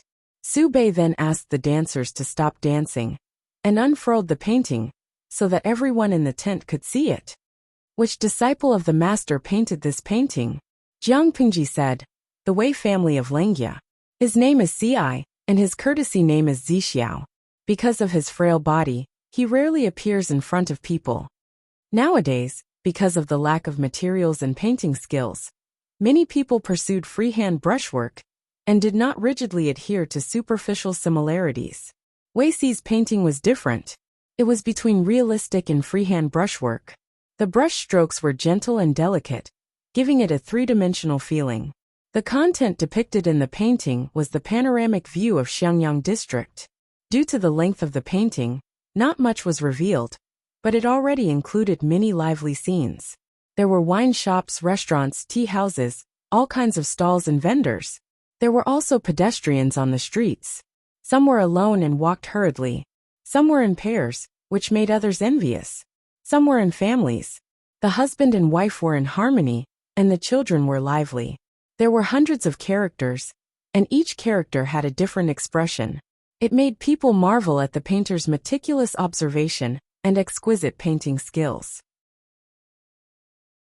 Apart from the people and the streets, the most eye-catching things were the orderly buildings, the waterside pavilions, the flying eaves and arches. This painting was the epitome of prosperity in their hearts. Su Pei said, "The painter's talent is outstanding, and his chest is filled with thousands of ravines, full of compassion for the people of the world. This older brother is ashamed." Jiang Pengji was dumbfounded. The livestream viewers had the same reaction. Little Ruibao's mother. "I suddenly remember the one who took the college entrance exam this year. There was a strange light in his eyes. Apple-scented tea. Ha ha ha ha, 10 years of hard work, and I lost to a grass carp. Tong Tong's girl. If Su Pei took the exam, he would get full marks in his reading comprehension. He's a top scholar. Xu Shanya Li. Hashtag propping chin, isn't that so? Perhaps Sishan Beauty only wanted to paint a landscape painting." Su Bei had praised her, so the people below couldn't help but praise her as well. Moreover, this painting was indeed a rare work of art. It's really like the utopia that I imagined. I think when the previous dynasty was at its peak, when thousands of countries came to pay their respects, it was also a scene like this. An old general stroked his grizzled beard and heaved a long sigh. The others regained their composure and agreed one after another. The livestream viewers were practically going crazy with laughter. The content of the painting was clearly the scenery of Xiangyang district. Jiang Pengji deliberately waited for them to praise her before bashfully adding another stab. "Everyone is praising me too much. The scenery in the painting is the land under the rule of the younger generation. The scenery of Xiangyang district. It's not, Jiang Pengji spoke vaguely. The entire commander's tent felt as if a cold Siberian wind had passed through it, leaving only a dozen or so ice sculptures. Su Bei's face flushed red. He was secretly embarrassed and angry. He glared fiercely at the old general who first praised her. "Don't speak if you don't know how to speak properly. Now you're embarrassed." Fortunately, Jiang Pengji did not harp on this matter.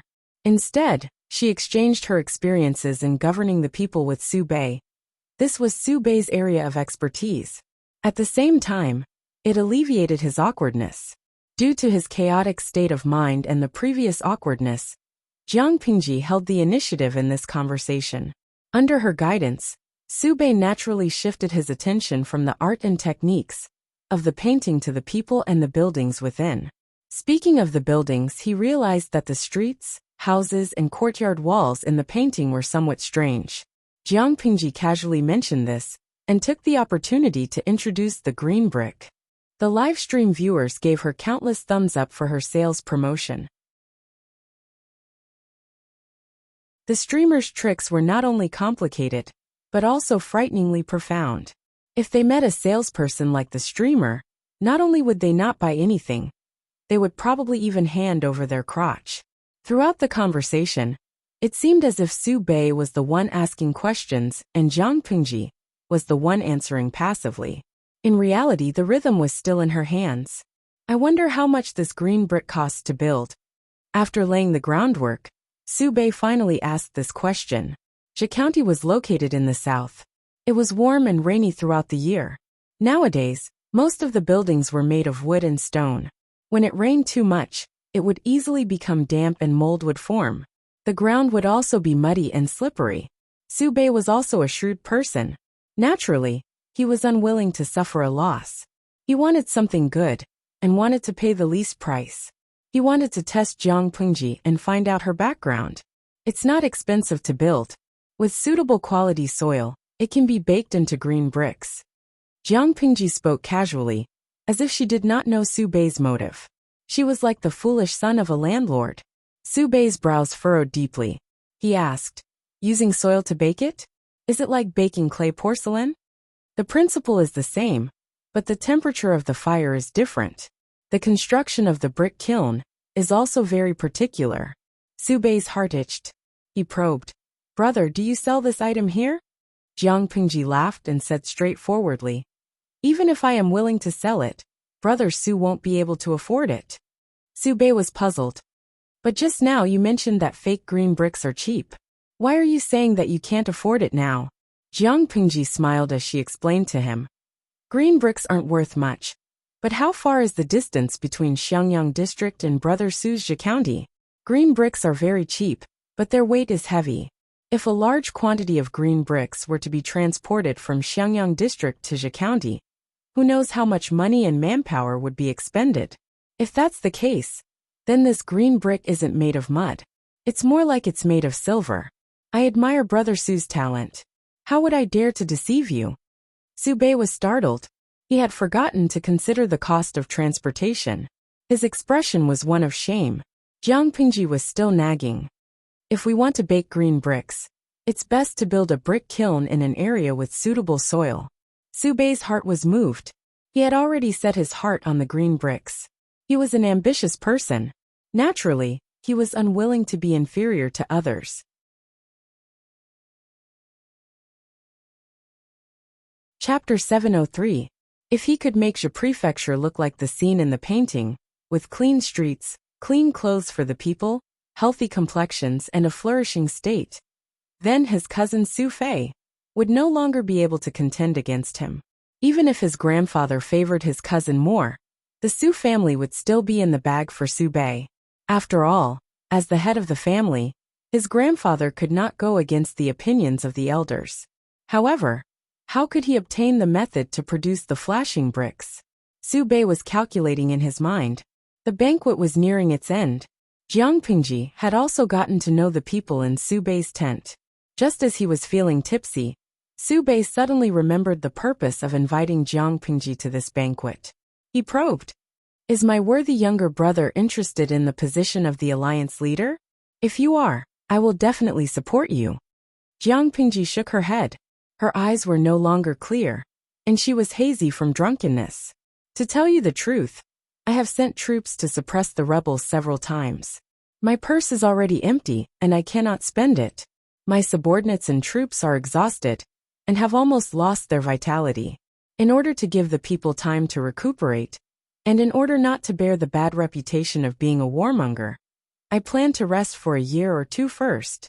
Now in the alliance meeting, to put it bluntly, I'm just here to join in the fun, to avoid being criticized. Su Bei glanced at Jiang Pingji, and saw that her cheeks were flushed red. She was so drunk that her eyes were glazed over. As she spoke, the strategist behind her paled. He wanted to stop her, but did not dare to. Was she drunk? Su Bei smiled. If she was not completely drunk, why would she reveal such important information? Yang Si, who was cooperating with Jiang Pingji's act, secretly pouted. He stood up and bowed, assisting her. My lord is drunk and delirious. If her words and actions are inappropriate, I ask for County Chief Su's understanding. Su Bei graciously agreed. Yang Si then wanted to help his lord back. Unexpectedly, Su Bei stopped him. Yang Si's expression immediately darkened. It was a rare opportunity. How could Su Bei let her go? Su Bei was good at getting information out of people. But how could Jiang Pingji, who had better acting skills, fall for it? She only said what she was willing to say. She would not discuss anything else. Even so, the combination of truth and falsehood made Su Bei's heart blossom with joy. Under his persuasion, Jiang Pingji agreed to sell him the method of making the flashing bricks. However, to prevent the relationship between the two forces from becoming stiff, he knew when to stop. He did not take advantage of the fact that Jiang Pingji was drunk to lower the price. In the end, he even gave Jiang Pingji the leading dancer. He planned to use the beauty to appease his younger brother, so that he would not regret his decision after he woke up. It's deep in the night now, and the wind and snow outside are too strong. Why don't you stay in the camp and leave tomorrow after you've sobered up? What else could Yang Si say? He could only agree sullenly. The delicate and frail dancer in red, and Yang Si supported Jiang Pingji on her left and right, sending her to another tent. The accommodation that Su Bei had arranged for Yang Si was nearby. The two tents were not far apart. The red-clothed dancer lowered her head slightly, revealing her slender white neck. Her eyebrows were lowered. "Sir, please allow me to serve Langjun." Under the light of the lamp, the face of the beauty in red was even more charming. Even a single dog like Yang Si was stunned for a moment. If the lord's gender was normal, Yang Si would have tactfully left, but he stood rooted to the ground unmoving. The red-clothed dancer timidly stared at the tips of their feet. The two of them were in a subtle confrontation. At that moment, Yang Si looked at Jiang Pingji from the corner of his eye. His lord was lying limply on the bed. Her eyes were tightly shut. She waved a finger by her side, indicating for him to get lost. Yang Si was speechless. He should have let the prodigal son, Feng Zhen, come on such an occasion. He was not going to fool around anymore. Yang Si resisted the urge to ridicule her. He coughed twice and said to the dancer, "Serve the lord well." He was puzzled. Could it be that his lord wanted to use this opportunity to reveal her identity? Or was it that his lord, as a woman, did not like men and preferred feminine styles? It was terrifying to think about it. He got lost nimbly. The red-clothed dancer sent him out of the tent, then carried the lamp back to the inner room behind the screen. "Langjun!"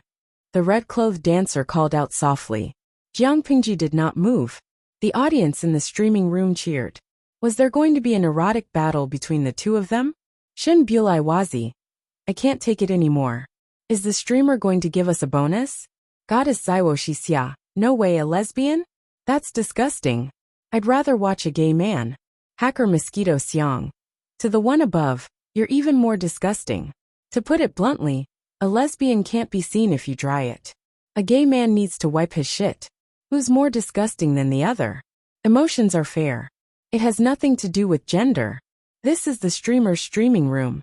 We don't welcome uncultured trash like you. Lao Siji Lianmeng. To the one above, please calm down. Don't start a fight. The streamer has always valued her privacy. When did she not dress neatly before she started streaming? Do you think she'll stream so that you can watch her fight with a transvestite? You're thinking too much. Based on my many years of following the streaming room, the streamer must be preparing for some big move. Or, there's something wrong with this red-clothed dancer. Old viewers were old viewers after all. As rational fans of the streaming room, they naturally would not be led astray so easily. Langjun. As she spoke, the red-clothed dancer took a step closer. She raised her hand and pushed Jiang Pingji. You're really drunk. Her tone suddenly turned cold. Her originally coquettish, smoky makeup took on a sinister look. At this moment, the audience expressed their shock with exclamation marks. Damn it. There's something wrong with the dancer. Guikai Guofengxiu, damn it. This vicious beauty has drawn her sword. Streamer, be careful. Don't pretend to be asleep. The snow-white dagger was unsheathed. With lightning speed, it stabbed toward Jiang Pingji's neck. The dagger slashed across. The snow-white light was like a waterfall. It was dazzling and blinding. The audience in the streaming room was so shocked that they covered their eyes, not daring to look directly at it. The red-clothed dancer could even foresee the scene of Jiang Pingji's neck spurting blood in the next second. However, the scene she expected did not happen. The speed of her attack was so fast that she only managed to stab the pillow on the bed. Her target had already quickly rolled away. Because of her strength, the dagger was deeply embedded in the wooden planks under the heavy mattress. In the instant that the red-clothed dancer was stunned, Jiang Pingji had already kicked her left chest. She did not succeed in dodging. Her soft chest was hit by a huge force. Her entire body flew backward. The bullet screen in the streaming room followed the plot twist. The entire screen was filled with 666 and shocked exclamation marks. Of course, there were also some sporadic bullet screens. Hacker Mosquito Xiangpian. Oh my god. At that moment, I felt pain in my chest. Lan Ci, To give a visual description, before the kick, it was protruding. After the kick, it was concave. Emotienzue. To the person above, are you trying to make me laugh to death so that you can inherit my flower money? Gio emo miaron. What the hell is concave and protruding? The streaming room is indeed full of talents. Indifferent Chujian, ha ha. I want to stuff the microphone into the streamer's mouth and interview her about the feeling of that kick. Jiang Pingji looked at the red-clothed dancer with a faint smile. She took the time to send a bullet screen to the audience. Chapter 704. The dancer in red stood up awkwardly and coughed twice with great effort. She flipped the dagger in her hand and aimed it at Jiang Pingji's face. The strength of Jiang Pingji's kick would have shattered a normal person's sternum. On the other hand, this person only had a bruise on the left side of her chest. There was a trace of blood at the corner of her mouth, and her breathing was slightly ragged. Looking at her attack, she didn't seem to be weakened at all. Instead, she was getting more and more courageous. Jiang Pingji was amused to see her like this. Her entire body was full of flaws. How could such a weak person want to assassinate her? Who gave her the courage? Jiang Pingji's eyes turned cold. She slashed the person's wrist with lightning speed and snatched her dagger. The dancer in red did not want to show weakness. Her other hand formed a claw and reached for Jiang Pingji's throat. Jiang Pingji frowned and dodged, but her clothes were too late. Her wide sleeves were torn into shreds. At that moment, the audience in the streaming room realized that the dancer in red's fingernails had strangely elongated. They were 3 inches long, silvery white, and extremely sharp. It was no wonder that Jiang Pingji's sleeves had been torn apart by her. If she had grabbed her neck or scratched her face, the audience trembled. They were afraid for Jiang Pingji. Pia Piao Yang. My God, isn't this the ancient world? Why are there elements of wuxia and fantasy? Huang Xiaotian a few words. Did she practice the 9-in white bone claw? Will she break the top of her skull with one claw? Streamer, be careful. The audience was nervous and worried. As the person involved, Jiang Pingji was calm. She looked at the fingernails and mocked them in her heart. These fingernails were indeed quite strange. The dancer in red was not willing to give up. She attacked again after one attack failed. Her red dancing dress fluttered with her movements. It made people sigh with emotion. Even though they knew that her moves were fatal, they were still mesmerized. Was this a martial art or a dance? Jiang Pingji expressed that it was neither a dance nor a martial art. It was just trash. The dancer in red attacked faster and faster, but Jiang Pingji could always easily dodge them. The longer they fought, the more frustrated and anxious she became. Gradually, she lost her patience. Her originally beautiful face flashed with malevolence. B*TCH, go to hell. Jiang Pingji laughed and replied, You're not qualified. The inner room was a mess. The commotion had already spread outside, but no one paid it any mind. They thought that the people inside were engaged in a fierce battle. Yang Si, who had just taken off his clothes and was about to sleep, was also alarmed. He put on his clothes and came out. When he heard the discussion of outsiders, his heart skipped a beat. Others might not know, but how could he not? His lord was clearly a woman, so how could she have sex with that red-clothed dancer? Not to mention causing such a huge commotion. Not good. A terrible guess emerged in Yang Si's mind. He quickly took out his sword and ran to the tent. Just as he was about to enter, his lord's scolding voice came from inside. Get out, don't get in the way. Yang Si stopped in his tracks, and his outstretched hand stopped in midair. The atmosphere was a little awkward. Almost at the same time, screams of horror came from the tent where the dancers lived, alarming the soldiers. What happened? Why are you making so much noise? Are you itching for a beating? The female manager who was in charge of the dancers and singers heard the news and rushed over. She found that everyone was pale. She was suspicious and squeezed through the crowd. Suddenly, a chill rushed from the soles of her feet to her brain. There was a charcoal fire burning in the tent, but she felt as if she had fallen into an ice cellar. It turned out that there was a beautiful woman with a graceful figure lying in the tent. Her clothes had been stripped clean, and her hair was messy. She was naked from head to toe, and her face was badly mutilated. It was obvious that someone had used a knife to cut off the skin on her face. Is this Chun-er? At that moment, a trembling voice came from the crowd. Chun-er has a red mole on her abdomen. They looked at the female corpse's abdomen. Indeed, there was a dark red mole in the same place. Oh no! The manager came back to her senses, and was so scared that her legs turned to jelly. Chun-er was the most talented and beautiful dancer among all the dancers.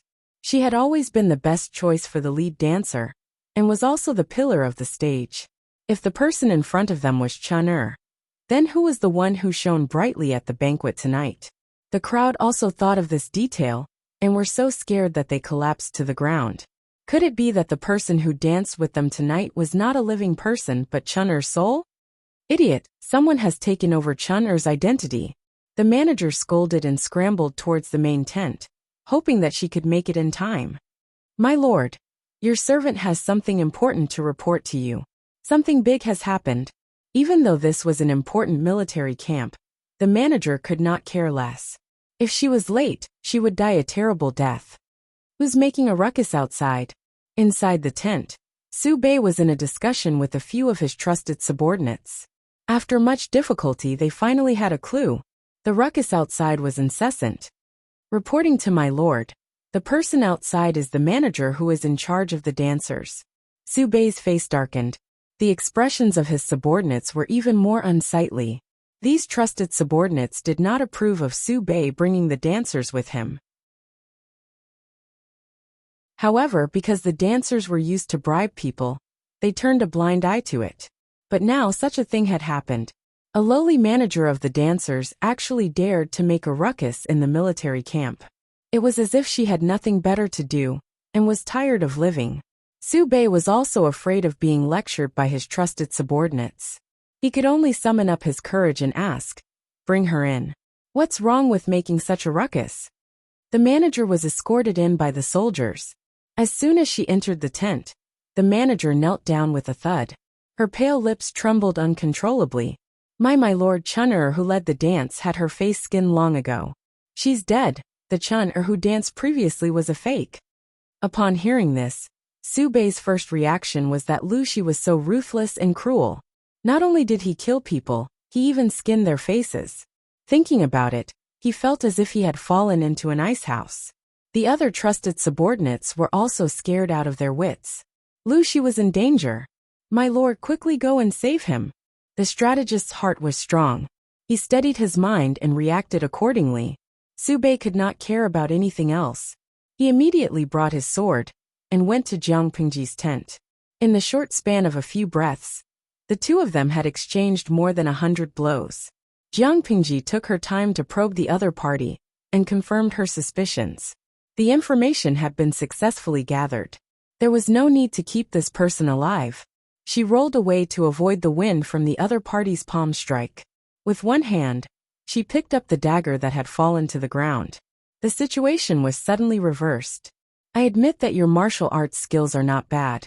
However, external things are still external. If you don't train diligently, and have not a shred of actual combat experience, even if you have exceptional martial arts skills, you are still trash. You want to assassinate me? Train for another 100 years. Jiang Pingji's left hand formed a knife, and stabbed straight at the other party's throat.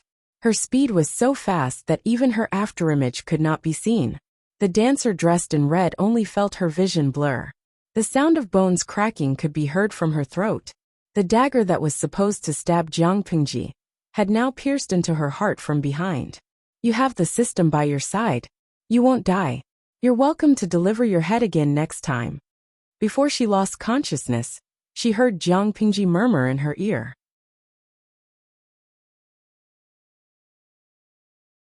Chapter 705. Jiang Pingji clicked her tongue as she watched her slumped body fall to the ground. She called out, "Come in." Yang Si heard his lord's instructions and immediately entered. In the darkness, he heard his lord say, "Jing Rong, I'll give you a chance to be a martial arts expert. Don't spill the beans later." Yang Si was speechless. My lord, what did he do? He was worried that the other party would be injured, but his lord had pushed the blame onto him. This was ridiculous.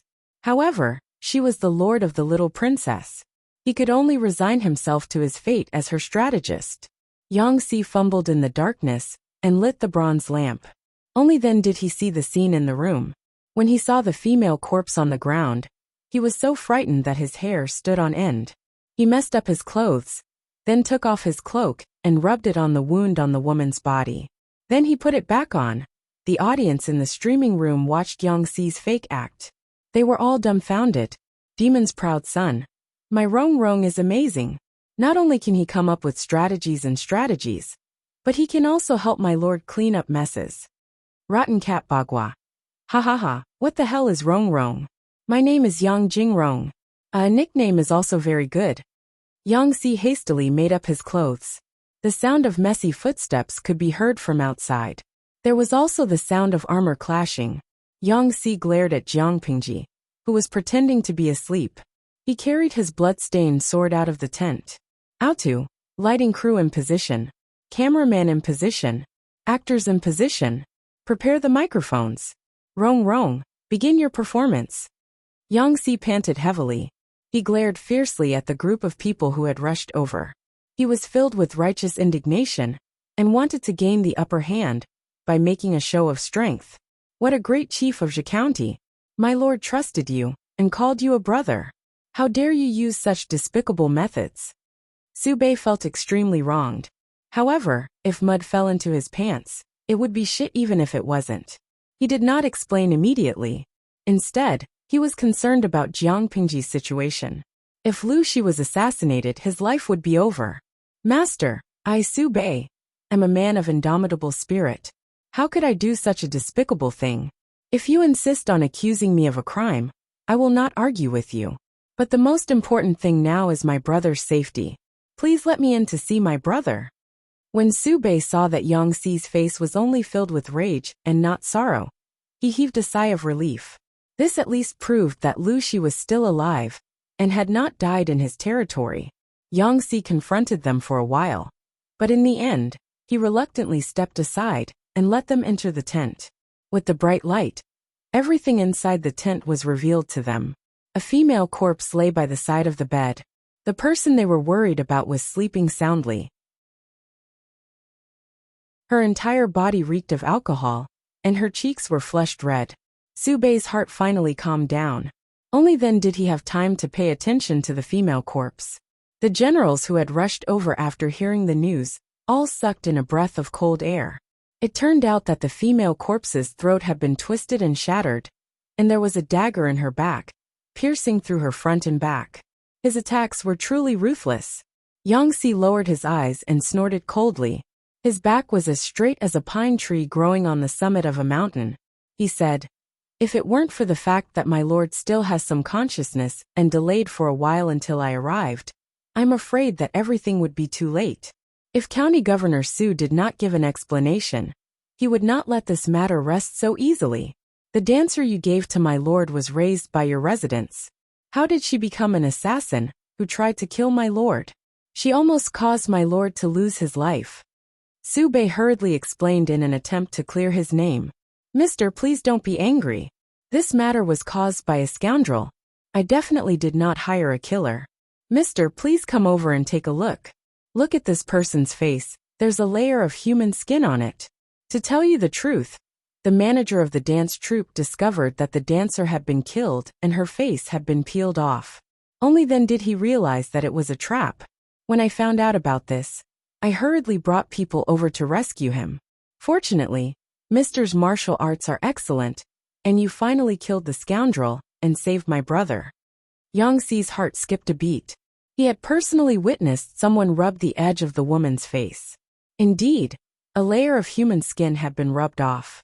Huang Xiaotian a few words. Oh my god, there's actually such a thing. Zhao Yu. Oh my god, is this a cameo by Strange Stories from a Chinese studio? I want to vomit just looking at the real human skin.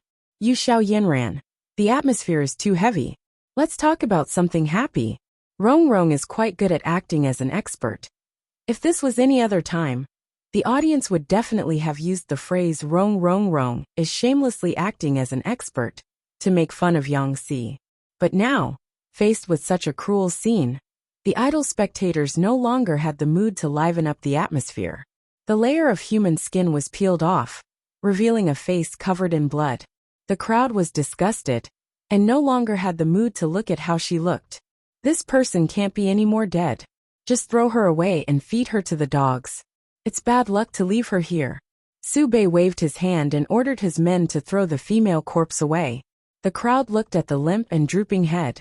When they saw that the neck had been completely crushed, they were frightened, and a chill ran down their spines. Sube swallowed his saliva and discreetly distanced himself from Yangtze. If this expert were to suddenly attack, his life would be in danger.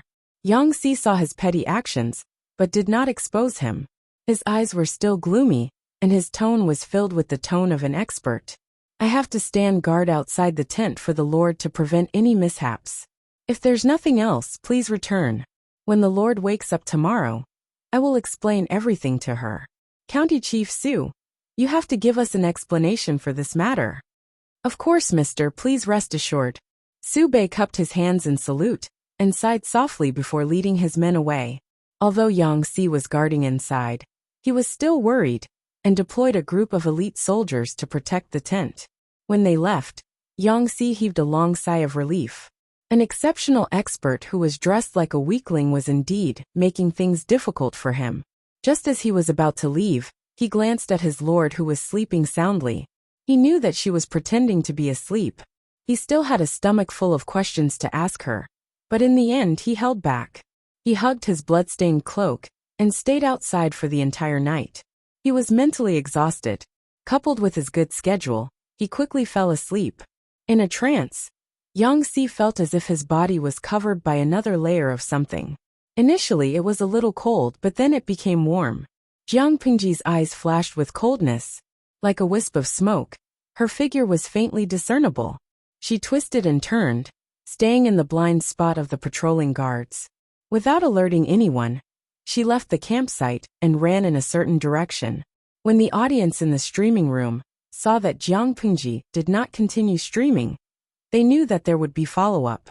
Thus, they stayed up all night waiting for her to take action. But what was she doing in the wilderness in the middle of the night? Not only that, but the surrounding scenery was becoming more and more desolate. Occasionally, human bones could be seen. It was a horrifying sight.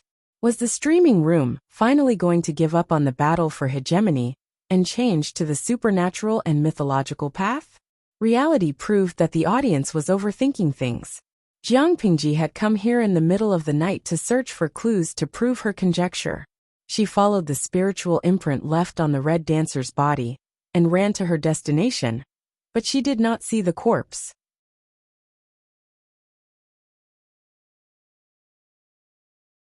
Chapter 706.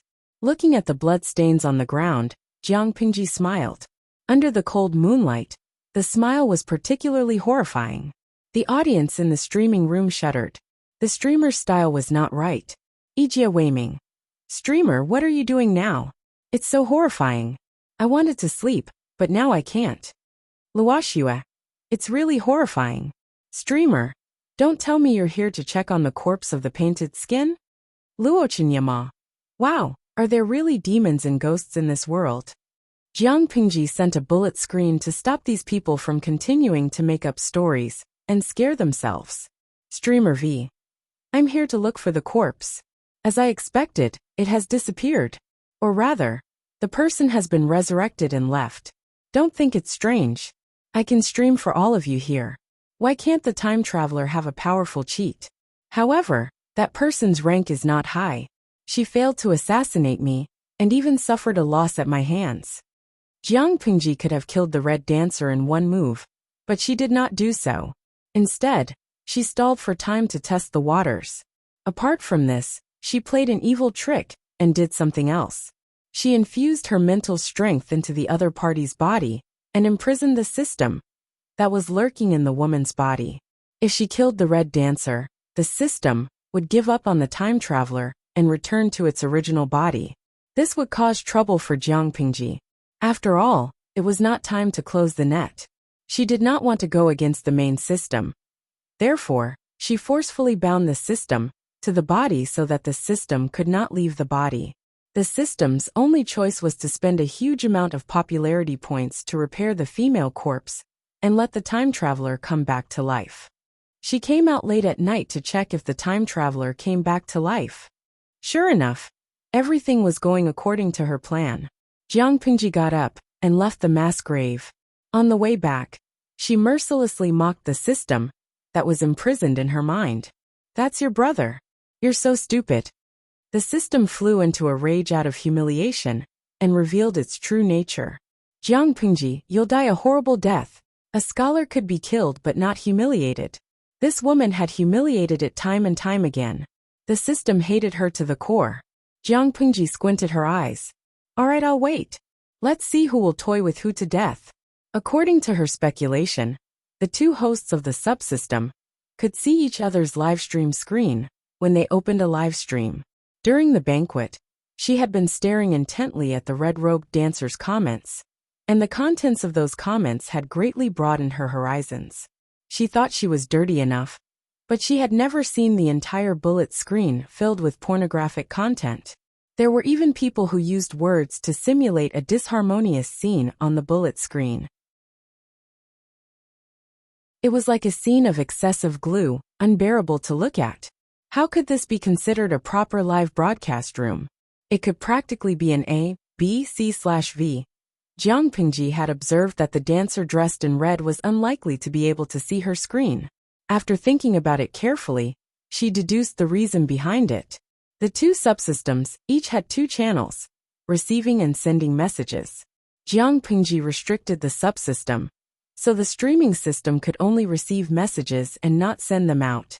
She could receive the live stream interface presented by another subsystem, but the other party couldn't receive the information here. In other words, if her main system also started a live broadcast, she would be able to easily capture the other party. However, she did not believe a single word that the system said. Who knew if the system itself was a live broadcast system or some other system? Jiang Pingji returned to the campsite under the moonlight. At that moment, the sky had already begun to brighten, and there were streaks of white light. As for where the red-robed dancer had gone, reality proved that Jiang Pingji's guess was correct. She had been resurrected. Rewinding time back a few hours, the red-robed dancer's neck had been crushed by Jiang Pingji, and her heart had been pierced by a dagger. She could not be more dead than she was. She was in a daze, and she felt her body being pulled into the portable space of the system by a huge force. Her soul appeared in the brightly lit living room of the villa. The lingering fear of death terrified her. She hugged her legs and curled up on the sofa of the villa, wailing loudly. After a while she sobbed and asked the system, "System, am I already dead?" The system's voice was sinister, and it carried a murderous intent that the red-robed dancer had never encountered before. "Dead?" She subconsciously shivered. "Can I still be resurrected? I still have points of popularity. I don't want to die." 1 billion.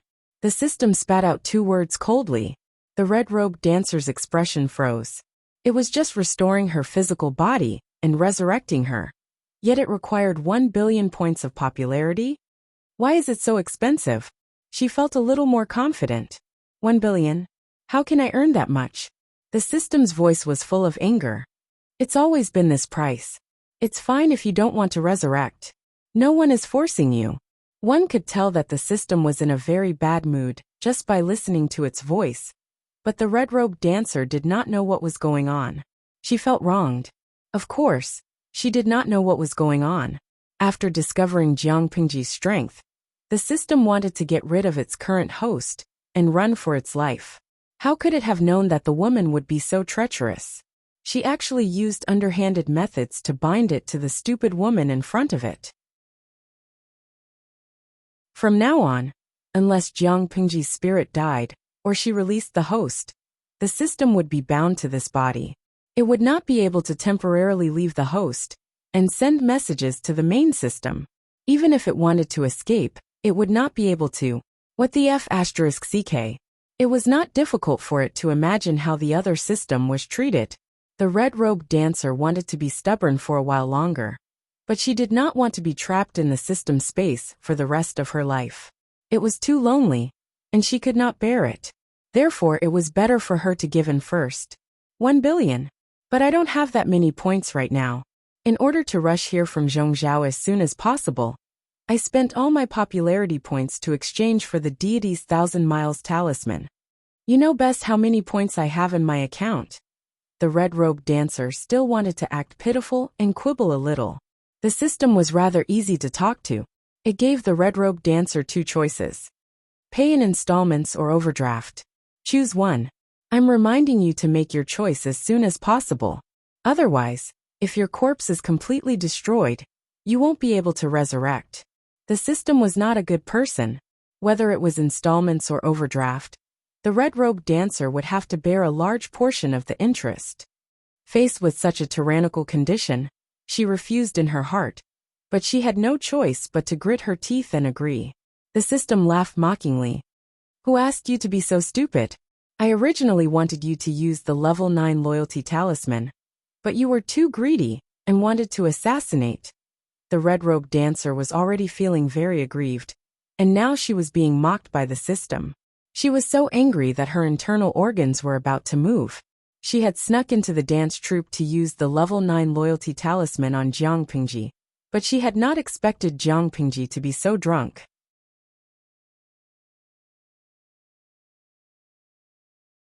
Chapter 707. Thinking of this, the dancer in red felt even more remorseful. Fortunately, she still had the level 9 loyalty talisman. She still had a chance to turn the tables. Once she used the level 9 loyalty talisman to control Jiang Pingji, she would definitely return the favor and make that slut's life a living hell. The dancer in red chose to split the time. One person and one system came to an agreement. She was resurrected. Her broken neck and pierced heart were now intact. She opened her eyes and found herself lying in a mass grave. Her surroundings were covered in pure white snow. Skeletons could still be seen sticking out of the ground. She was so frightened that she almost crawled away from her original spot. Her body was still cold, and it was inconvenient for her to move. She could only lie low and wait for another opportunity. The sky broke, and Yangtze woke up on time due to his biological clock. He rubbed his eyes and realized that he was wrapped in warm bedding. Not far away, there were 2 extinguished charcoal braziers. My lord. Yangtze shook his head and recalled the events of the previous night. He called out to her, but Jiang Pingji's voice came from outside the tent. You're awake? Jiang Pingji had already changed into a clean set of clothes. She looked at Yangtze with a faint smile. Greetings, my lord. Yangtze felt his old arms and legs ache. Of course, no one would dare to curl up and sleep the entire night. Their limbs would protest. Go and wash up first. We'll settle the score with Su Bei and ask for some compensation. Although Su Bei was innocent, Jiang Pingji was obviously trying to blackmail him. It was not her style not to take advantage of him. Yangtze nodded and said with a gloomy expression, Indeed, we have to settle the score. If not for my lord's superior martial arts skills, I don't know what would have happened to you last night. Yangtze did not know much inside information, so he did not expect that Jiang Pingji had purposely blackmailed Su Bei. This was a trap she had dug. How could Jiang Pingji not know that there was something wrong with the lead dancer? Precisely because she knew that there was something wrong with that person, she took advantage of the situation and set up such a trap at the last minute. Poor Su Bei. He had even thoughtfully sent the person to her and helped her blackmail. Last night, Yangtze slept well and Jiang Pingji slept even more soundly. Only Su Bei and his subordinates did not sleep. At this time, how could they still sleep? Who was it that skinned Chun'er's face? Who put Chun'er's face on that female assassin's face and ordered her to kill Lu Shi? Who was the one who had set up such a trap for Lu Shi to die in his camp? Who was the one who had framed him? Several questions lingered in their minds. The atmosphere in the commander's tent was so gloomy that it could drip water. Finally, Su Bei spoke first, breaking the heavy atmosphere. Do you think this matter, could it be done by second bro? Everyone in the tent looked at each other. In fact, their first suspect was also Su Fei. However, a quarrel between brothers was still a scandal. As subjects, it was not suitable for them to sow discord between their lord and their family. Su Bei and Su Fei were direct descendants of the Su clan. Because the head of the family was their grandfather, regardless of whether they were the eldest grandson or the second grandson, they all had the right to inherit the Su family. In terms of seniority, naturally the eldest grandson Su Bei was more suitable. He was gentle, polite, skillful, had a good reputation, and was capable. However, the head of the Su family favored Su Fei more. This was because this youngest grandson was much better looking than Su Bei. His features also resembled the head of the family when he was young. Naturally, he could win the favor of the old man. Su Fei had a sweet tongue and could often make the old man smile from ear to ear. In this aspect, Su Bei could not compare to his cousin. If Su Fei was incompetent, it would have been fine. However, Su Fei was not weak either. As the two cousins grew older, the competition between them became more intense. Occasionally, they would play some tricks, but they would not go overboard. This was a silent, tacit understanding between the two brothers. Su Bei never expected that his cousin, who usually kept quiet, would take someone's life the moment he made a move. If Lu Shi did not have someone skilled in martial arts by his side to protect him, who knew?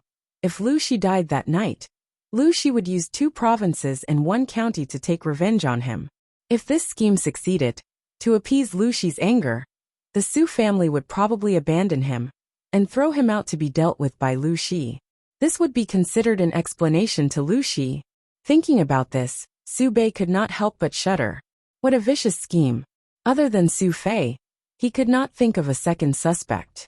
Let me ask you, do you think it was the second son who did this? Su Bei raised his voice again. The people under the tent could not sit still anymore. They could only brace themselves and respond. We are unwilling to believe it, but the possibility of it being the second Lang Jun is very high.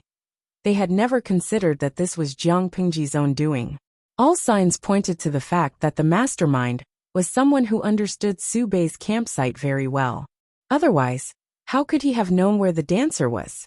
How did he know that Su Bei had invited Lu Shi to a banquet today, in an attempt to rope in the Lu family father and son? If there was no support, how could he have killed the dancer without anyone knowing and skinned her face? There must have been a mole helping him. Su Bei and Su Fei had competed for many years, and were familiar with each other. It was normal for him to plant an informant. If Su Fei knew about this, he would definitely sigh with emotion. What a great scheme. Su Bei closed his eyes in agony. He and Su Fei had competed for many years, but they were still brothers. They had never thought of killing each other. Today, this cousin of his had suddenly stabbed him in the back, and had truly hurt Su Bei. However, he did not have the time to grieve and mourn for the lost brotherhood. The most important thing now was to stabilize Lu Shi and improve the relationship between the two factions. Even if it could not be restored to its original state, they could not become enemies. At the very least, they could not let the second son take advantage of them. Su Bei's goal was to be the chief of the alliance. If he angered the father and son of the Lu family, they would turn around and help the second son Su Fei. He would suffer a great loss. Everyone discussed for the entire night and came up with many ways to remedy the situation. Su Bei was like a prisoner awaiting his trial, anxiously awaiting the final outcome. They did not sleep the entire night, but Jiang Pingji slept soundly. After breakfast, she brought Yang Si along to visit Su Bei, worthy younger brother. When Su Bei saw Jiang Pingji, it was as if he had seen a close relative. That call gave one goosebumps. Brother Su. Compared to the enthusiasm from last night, Jiang Pingji's attitude today was rather cold. Su Bei did not feel awkward. He said, I heard that you were attacked by an assassin last night. Does my worthy younger brother know who did it? Jiang Pingji laughed coldly. I was attacked in Brother Su's camp. The assassin was a dancer arranged by Brother Su. I should be asking Brother Su about this matter. She was indeed angry. Su Bei sighed to himself. Last night's incident was a trap set up by a scoundrel. As an elder brother, we hit it off well at first sight. Why would I want to harm you? Su Bei spoke earnestly, but he did not reveal who the mastermind was. Instead, he called a few people over. They were all witnesses. The scoundrel was ruthless. He skinned a stranger's face and disguised her as a dancer in an attempt to assassinate my worthy younger brother. This matter is indeed my fault. I should not have arranged this for you, Sai. Jiang Pingji's expression was hesitant. Her heart wavered. Su Bei persisted and analyzed the situation in detail. If Lu Shi died here, he would be the first unlucky person. Why would he dig his own grave?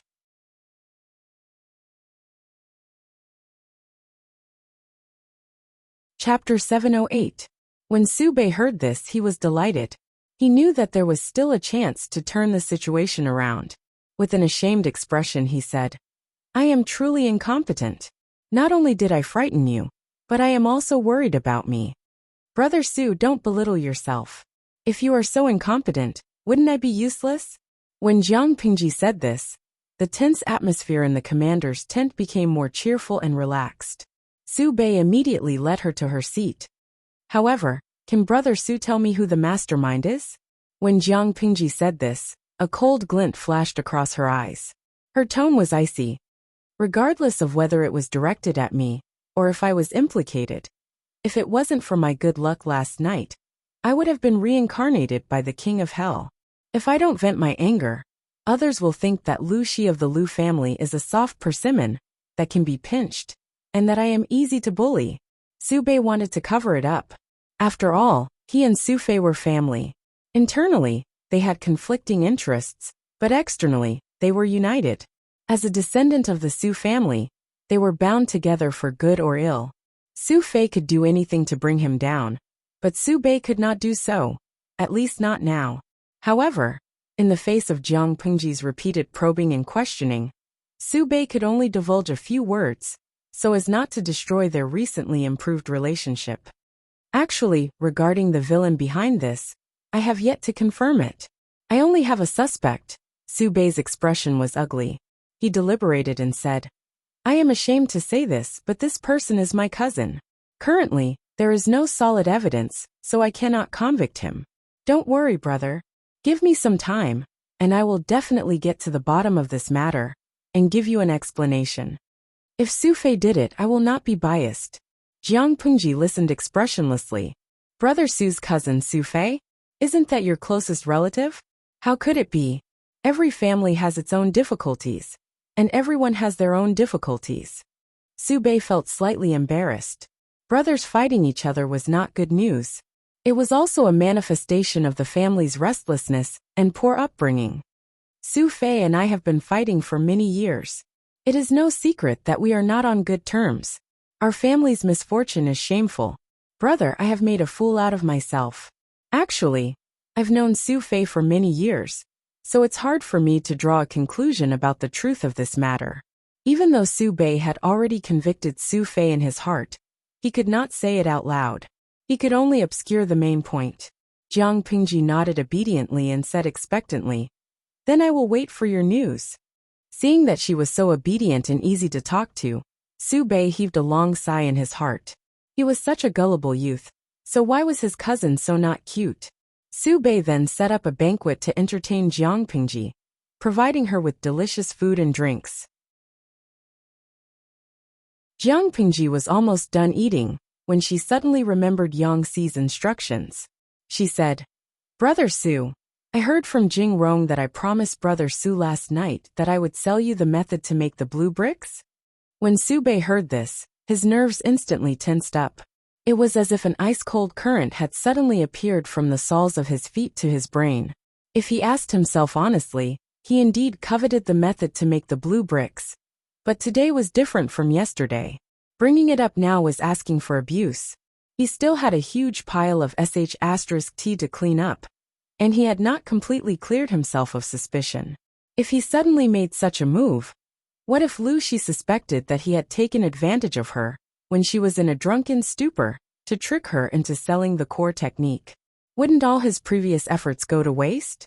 Su Bei's brain worked quickly, and he secretly gave his confidant a look, intending to ask for help from outside. How could he smooth this matter over? The strategist secretly gestured a few actions to him, and Su Bei understood them. This matter is indeed true. Su Bei glanced at Yang Xi and saw that he was looking at him with a smile that was not quite a smile, as if giving him a silent warning. His heart thumped, and he knew that he could not fool him. He said, "I'm not afraid of being laughed at, brother. Last night, I saw Master Yuanjing's disciples painting, and my heart yearned for the scene in the painting. I also want to govern Jia County, and make it as lively and prosperous as this.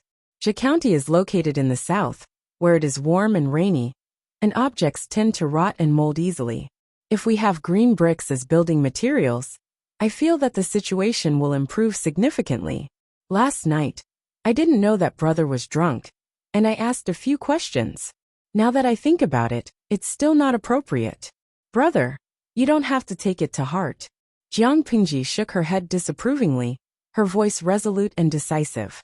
"A gentleman's word is as good as the whip of a fast horse. How can I take back what I've said, regardless of whether I was drunk and unconscious last night, or if I said the wrong thing? Since I've already promised Brother Su, I can't go back on my word. Moreover, Brother Su's actions are for the sake of the people of Jia County, and not for your own selfish reasons. I've always admired Brother Su's character and talent. If I can help you a little, why would I refuse?" Among the people present, apart from a few strong-willed and straightforward generals, who wasn't a highly skilled actor, for Su Bei to be able to maintain such a good reputation, his acting skills and ability to lie through his teeth were also top-notch. The audience in the streaming room and Yang Si watched coldly as the two top-notch actors competed with each other, playing tricks on each other, and silently watching the show.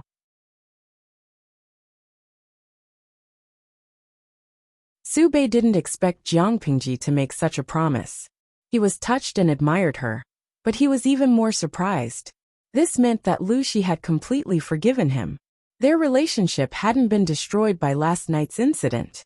While maintaining their relationship, if he could purchase the method to produce the flashing bricks, that would be the best outcome. Su Bei smiled. "Brother, your promise is as weighty as Mount Tai. I'm ashamed of my inferiority." Jiang Pingji was a thick-skinned person. When she was narcissistic, she would be narcissistic. When she should be humble, she would be humble. Of course, most of her modesty was to pave the way for her future narcissism.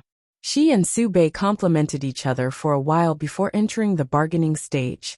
Because Su Bei was the one in the wrong, he didn't need Jiang Pingji to deliberately fight for his own benefits. He took the initiative to give in. It wasn't easy to set a price for a technique, but Su Bei was a wealthy man. His strategist wasn't short-sighted, so he set a decent price for the flashing bricks. However, Jiang Pingji was a black-hearted person. How could she be satisfied with such a small profit? She frowned as if she was hesitating. Su Bei thought she wasn't satisfied with the price, so he asked, "Brother, what do you think of the price?" "Brother Su thinks highly of me. Naturally, I won't be ungrateful. It's just that." Jiang Pingji wanted to say something, but she stopped. She only said half of it and hid half of it. She really had an obsessive-compulsive disorder. Su Bei hurriedly asked. Only then did Jiang Pingji reveal her intentions hesitantly. She wore a penitent expression that said, "I'm guilty, I'm too greedy."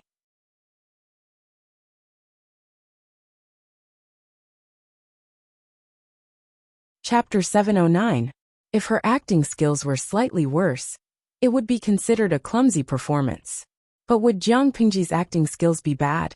Thus, she successfully portrayed herself as a righteous gentleman who cherished the world and had gone astray for a moment. After realizing her mistake, she repented and reflected on herself. Even though Yang Si was used to seeing his lord's acting skills, he was about to be led into the ditch by her. She was simply a drama queen. The idle viewers in the streaming room queued up to give Jiang Pingji likes, sending countless 666 comments. Huang Xiaotian, a man of few words. "I seem to have seen a walking drama queen. With the streamer's acting skills, the judges must be blind if she doesn't win an Oscar." Midnight Epilepsy, a man of few words. "Her tricks are too profound. I suddenly feel sorry for Su Bei. He met a peak drama queen and was almost fooled." Fengwu, Su Bei and the streamer. This is a showdown between two 10,000-year-old drama queens. I suddenly thought of a joke. If it's a fight for hegemony, the feudal lords will rise together. The lords of every faction will surely be drama queens. If these drama queens were to gather together and have them act together, whoever has the most profound tricks will survive until the end. Ha ha ha. I think our streamer will definitely defeat everyone in seconds. With the support of the idol buff, Jiang Pingji successfully trapped Su Bei. Su Bei was unaware of the impending danger and continued to tease Jiang Pingji with a smile. My worthy brother, you were trying to persuade me just now. Why are you remorseful now? Everyone makes mistakes. What's more, my worthy brother's actions aren't wrong. I've never heard of an item like the flashing brick. My worthy brother must have put in a lot of effort to create it. Even blood brothers have clear accounts. It's only right and proper for me to purchase it from my worthy brother. If you don't accept it, I won't comply. Jiang Pingji pondered for a while and finally opened her mouth hesitantly. Brother Su's words make sense.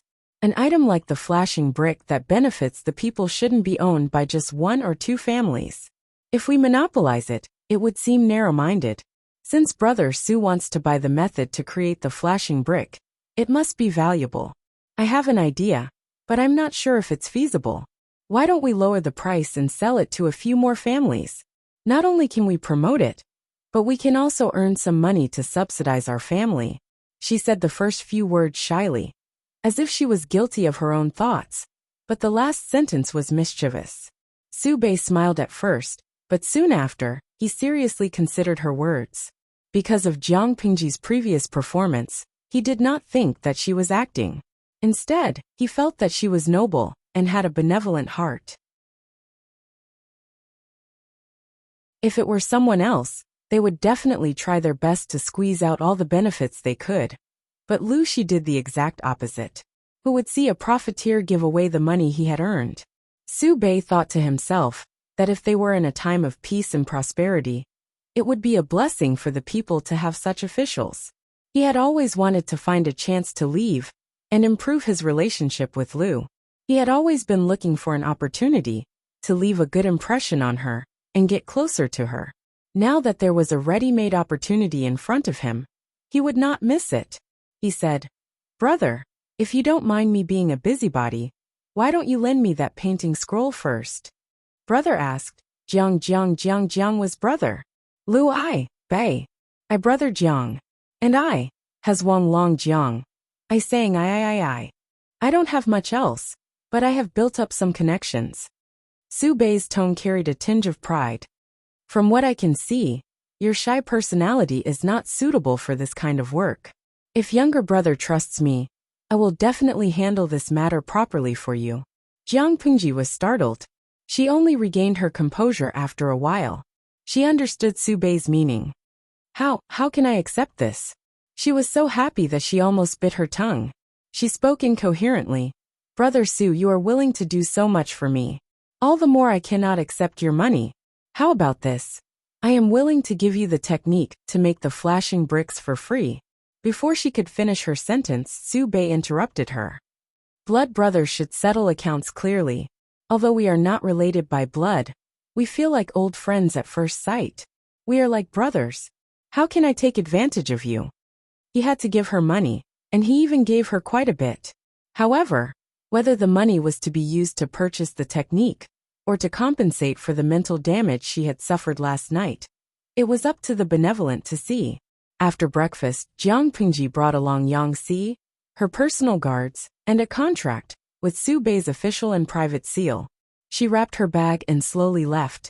Yang Si was speechless. Watching the whole process, he felt that his value as a strategist was reduced to a backdrop. He was not even comparable to a salted fish. I'm so tired. I feel like I'm tongue-tied when I speak in such a genteel manner. Jiang Pingji tightened her rabbit fur cloak to block out the cold wind. She then rubbed her stiff cheeks. Acting was really tiring. Yang Si frowned. My lord, will Su Bei and the rest really fall for it? Jiang Pingji thought about it. It's hard to say in the future, but at least they've fallen for it now. However, there is no perfect plan in this world. If I'm discovered, then so be it. What's there to be afraid of? Even if they discover something, my crime is merely taking advantage of the situation. At most, I'll add another crime of using Su Bei. Both crimes are harmless. If we carefully consider it, They won't have much to lose. However, I was almost assassinated in their camp. This is an ironclad fact. To them, it's better for me to be alive than dead. If I die, they will be finished too. Therefore, even if they were unwilling to accept it, they still had to swallow their anger. Who would dare to shed all pretense of cordiality? This is indeed the case. Yang Si recalled the scene from last night and asked, was that assassin really Su Fei's doing? If it was really Su Fei's doing, then the estrangement between the Su brothers was deeper than anyone could imagine. Jiang Pingji glanced at Yang Si and asked him in reply, do you think this is Su Fei's doing? Yang Si shook his head. I don't think so. Su Fei has no motive. Su Fei was indeed the most suspicious, but from Yang Si's point of view, Su Fei had no motive. Why did he say so? One of the main reasons the Su brothers could become powerful figures in the alliance army was that they had a total of 100,000 troops.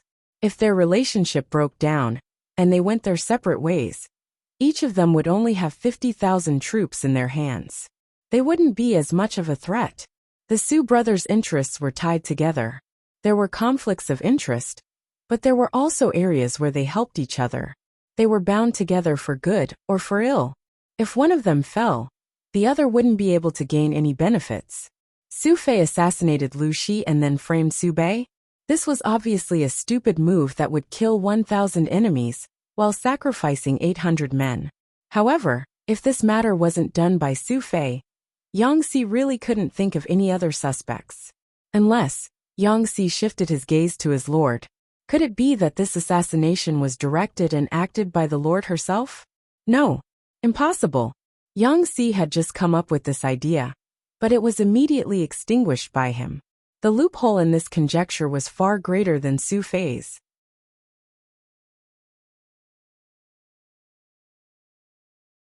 Chapter 710. Yang Si immediately rushed forward and questioned her. My lord, you already know who the mastermind is? Why did they do this? Why did they want to assassinate my lord? For what reason? Jiang Pingji laughed coldly and said, this assassination wasn't to frame Su Bei or Su Fei. This assassin is only targeting your lord. The assassin's target is me, not anyone else. He has never targeted anyone else.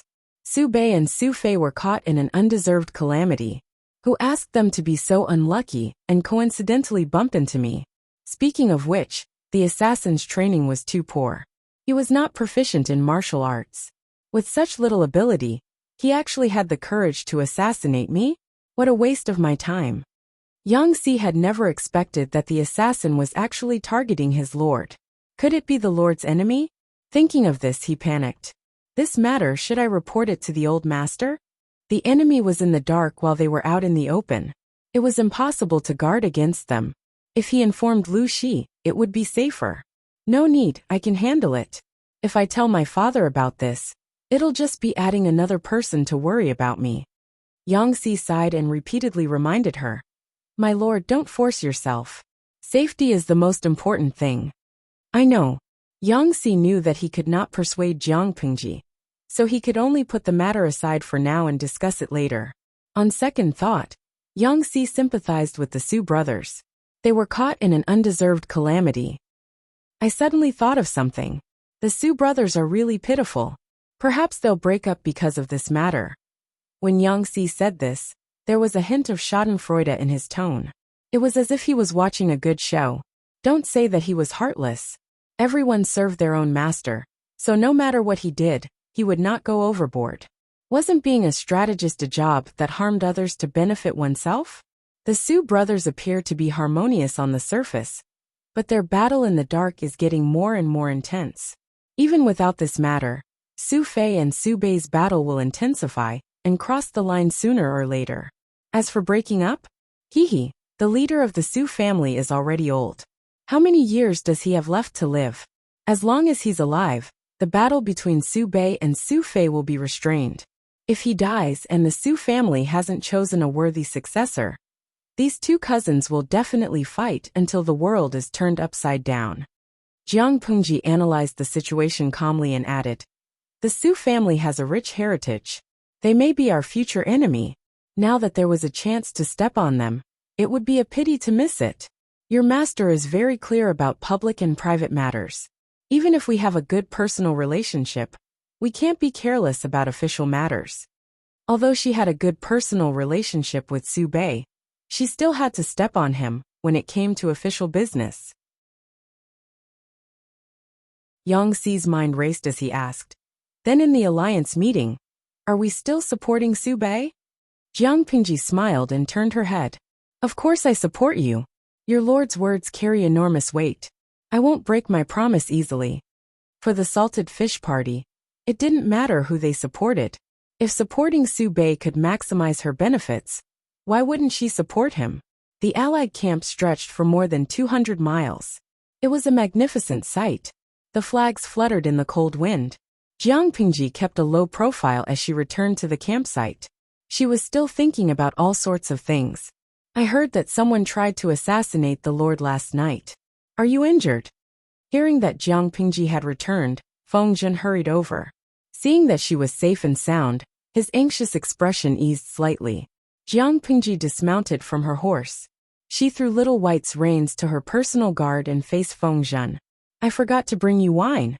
Don't be angry." Feng Zhen was stunned.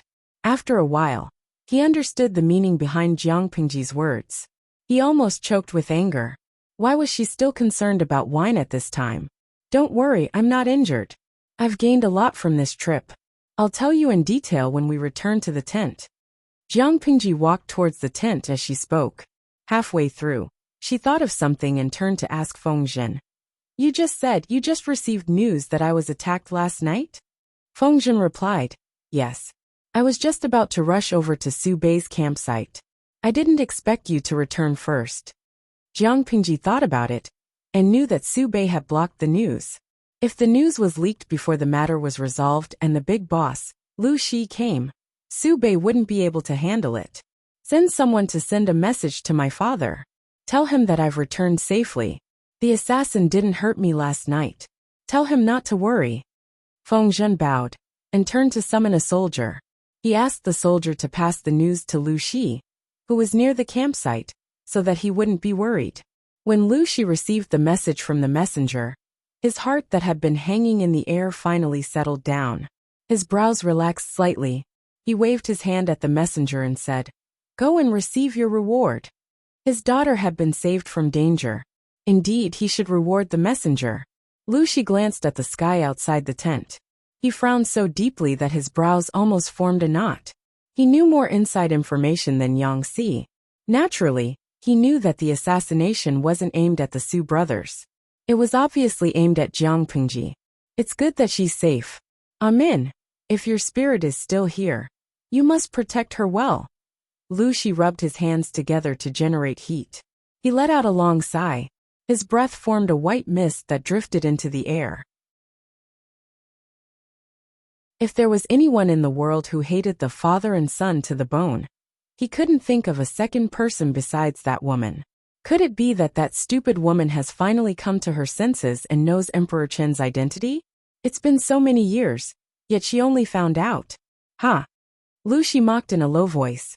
He mumbled to himself, his voice so low that it was almost inaudible.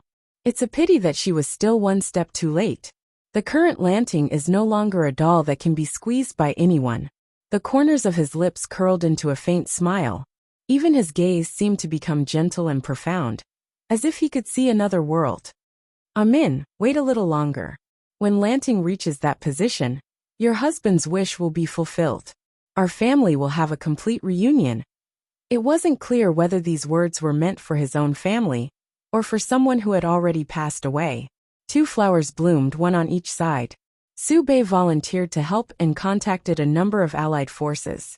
This action made Su Bei's old rival Su Fei feel uneasy. He received a report from his informant. Lu Shi's son Lu Shi had been attacked by an assassin in Su Bei's tent last night. Upon hearing this news, his first reaction was happiness. Su Bei was going to be in big trouble. However, after the analysis of his tents, Su Fei broke out in a cold sweat. His emotions were in a mess, and he didn't know what to do. Lu Shi had been attacked by an assassin. It would have been fine if he had died. However, he had been attacked by an assassin and didn't die. Who was the biggest suspect? Needless to say, this flying pot from the sky was directly pinned on Su Fei.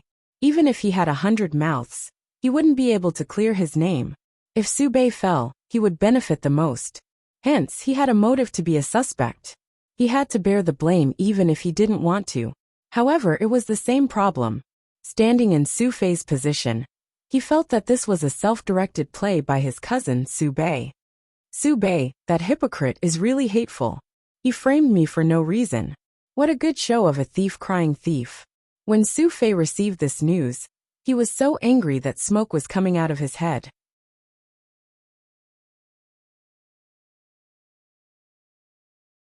Chapter 7:11. All the strategists looked at each other in dismay, secretly lamenting Su Pei's scheming nature. He was ruthless enough, and his heart was black enough. He had directed and acted out the assassination of Lu Shi.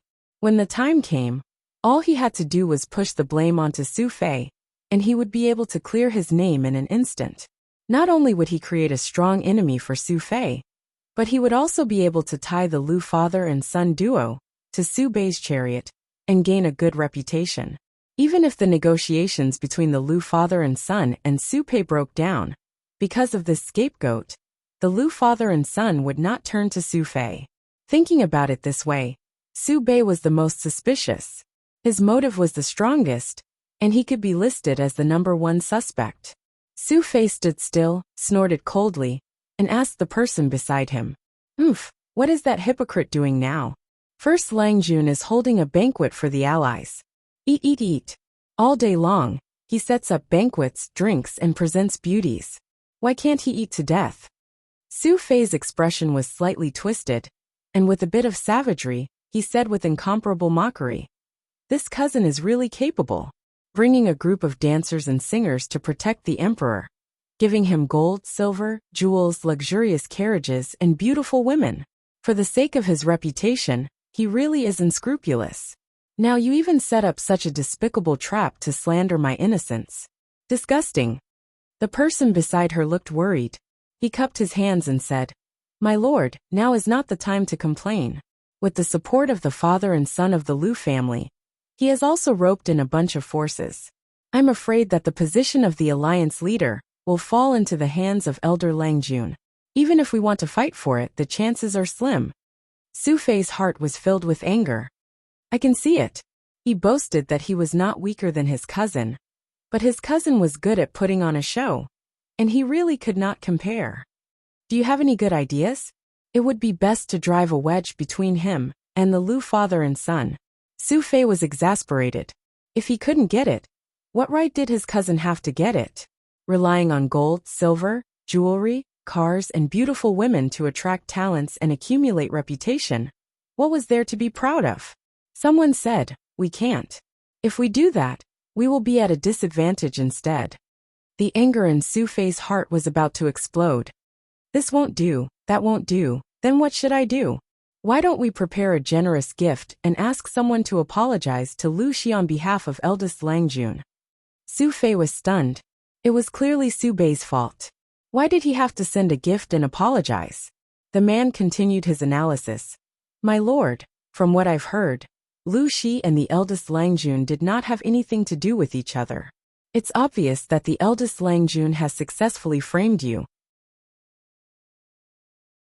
If he tried to explain it to Lu Shi now, he would end up with a bad reputation for being a glib talker.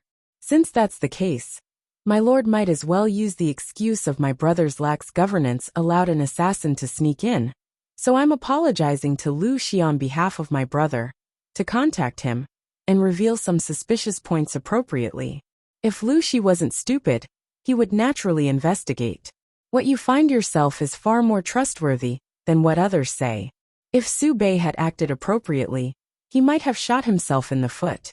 Thinking of this, Su Fei immediately sent someone to prepare a generous gift, and sent a subordinate with authority to deliver the gift as a sign of solemnity. Jiang Pingji felt that Su Fei and Su Bei were indeed cousins. Their imagination was top-notch. After sending off Su Fei's messenger, Yang Si and Feng Zhen looked at the lavish gifts that filled half the commander's tent. Their eyes almost popped out of their sockets. "What do they mean?" Jiang Pingji smiled and said, "It's most likely they're suspecting each other. Qingfeng shuiying. Ha ha ha ha, they're pushing the blame to each other and suspecting each other? There's actually such an operation? A new invention? Zuiyan Cat Yao. Su Fei suspects that Su Bei is directing and acting on his own. Su Bei suspects that Su Fei is secretly cheating. It feels like a tongue twister. Layman Howie. I don't care if they're pushing the blame to each other. Anyway, our streamer is profiting from it. That's right, after all this commotion. The one who benefited in the end was actually Jiang Pingji. If the Su brothers knew the truth, would they shed silent tears?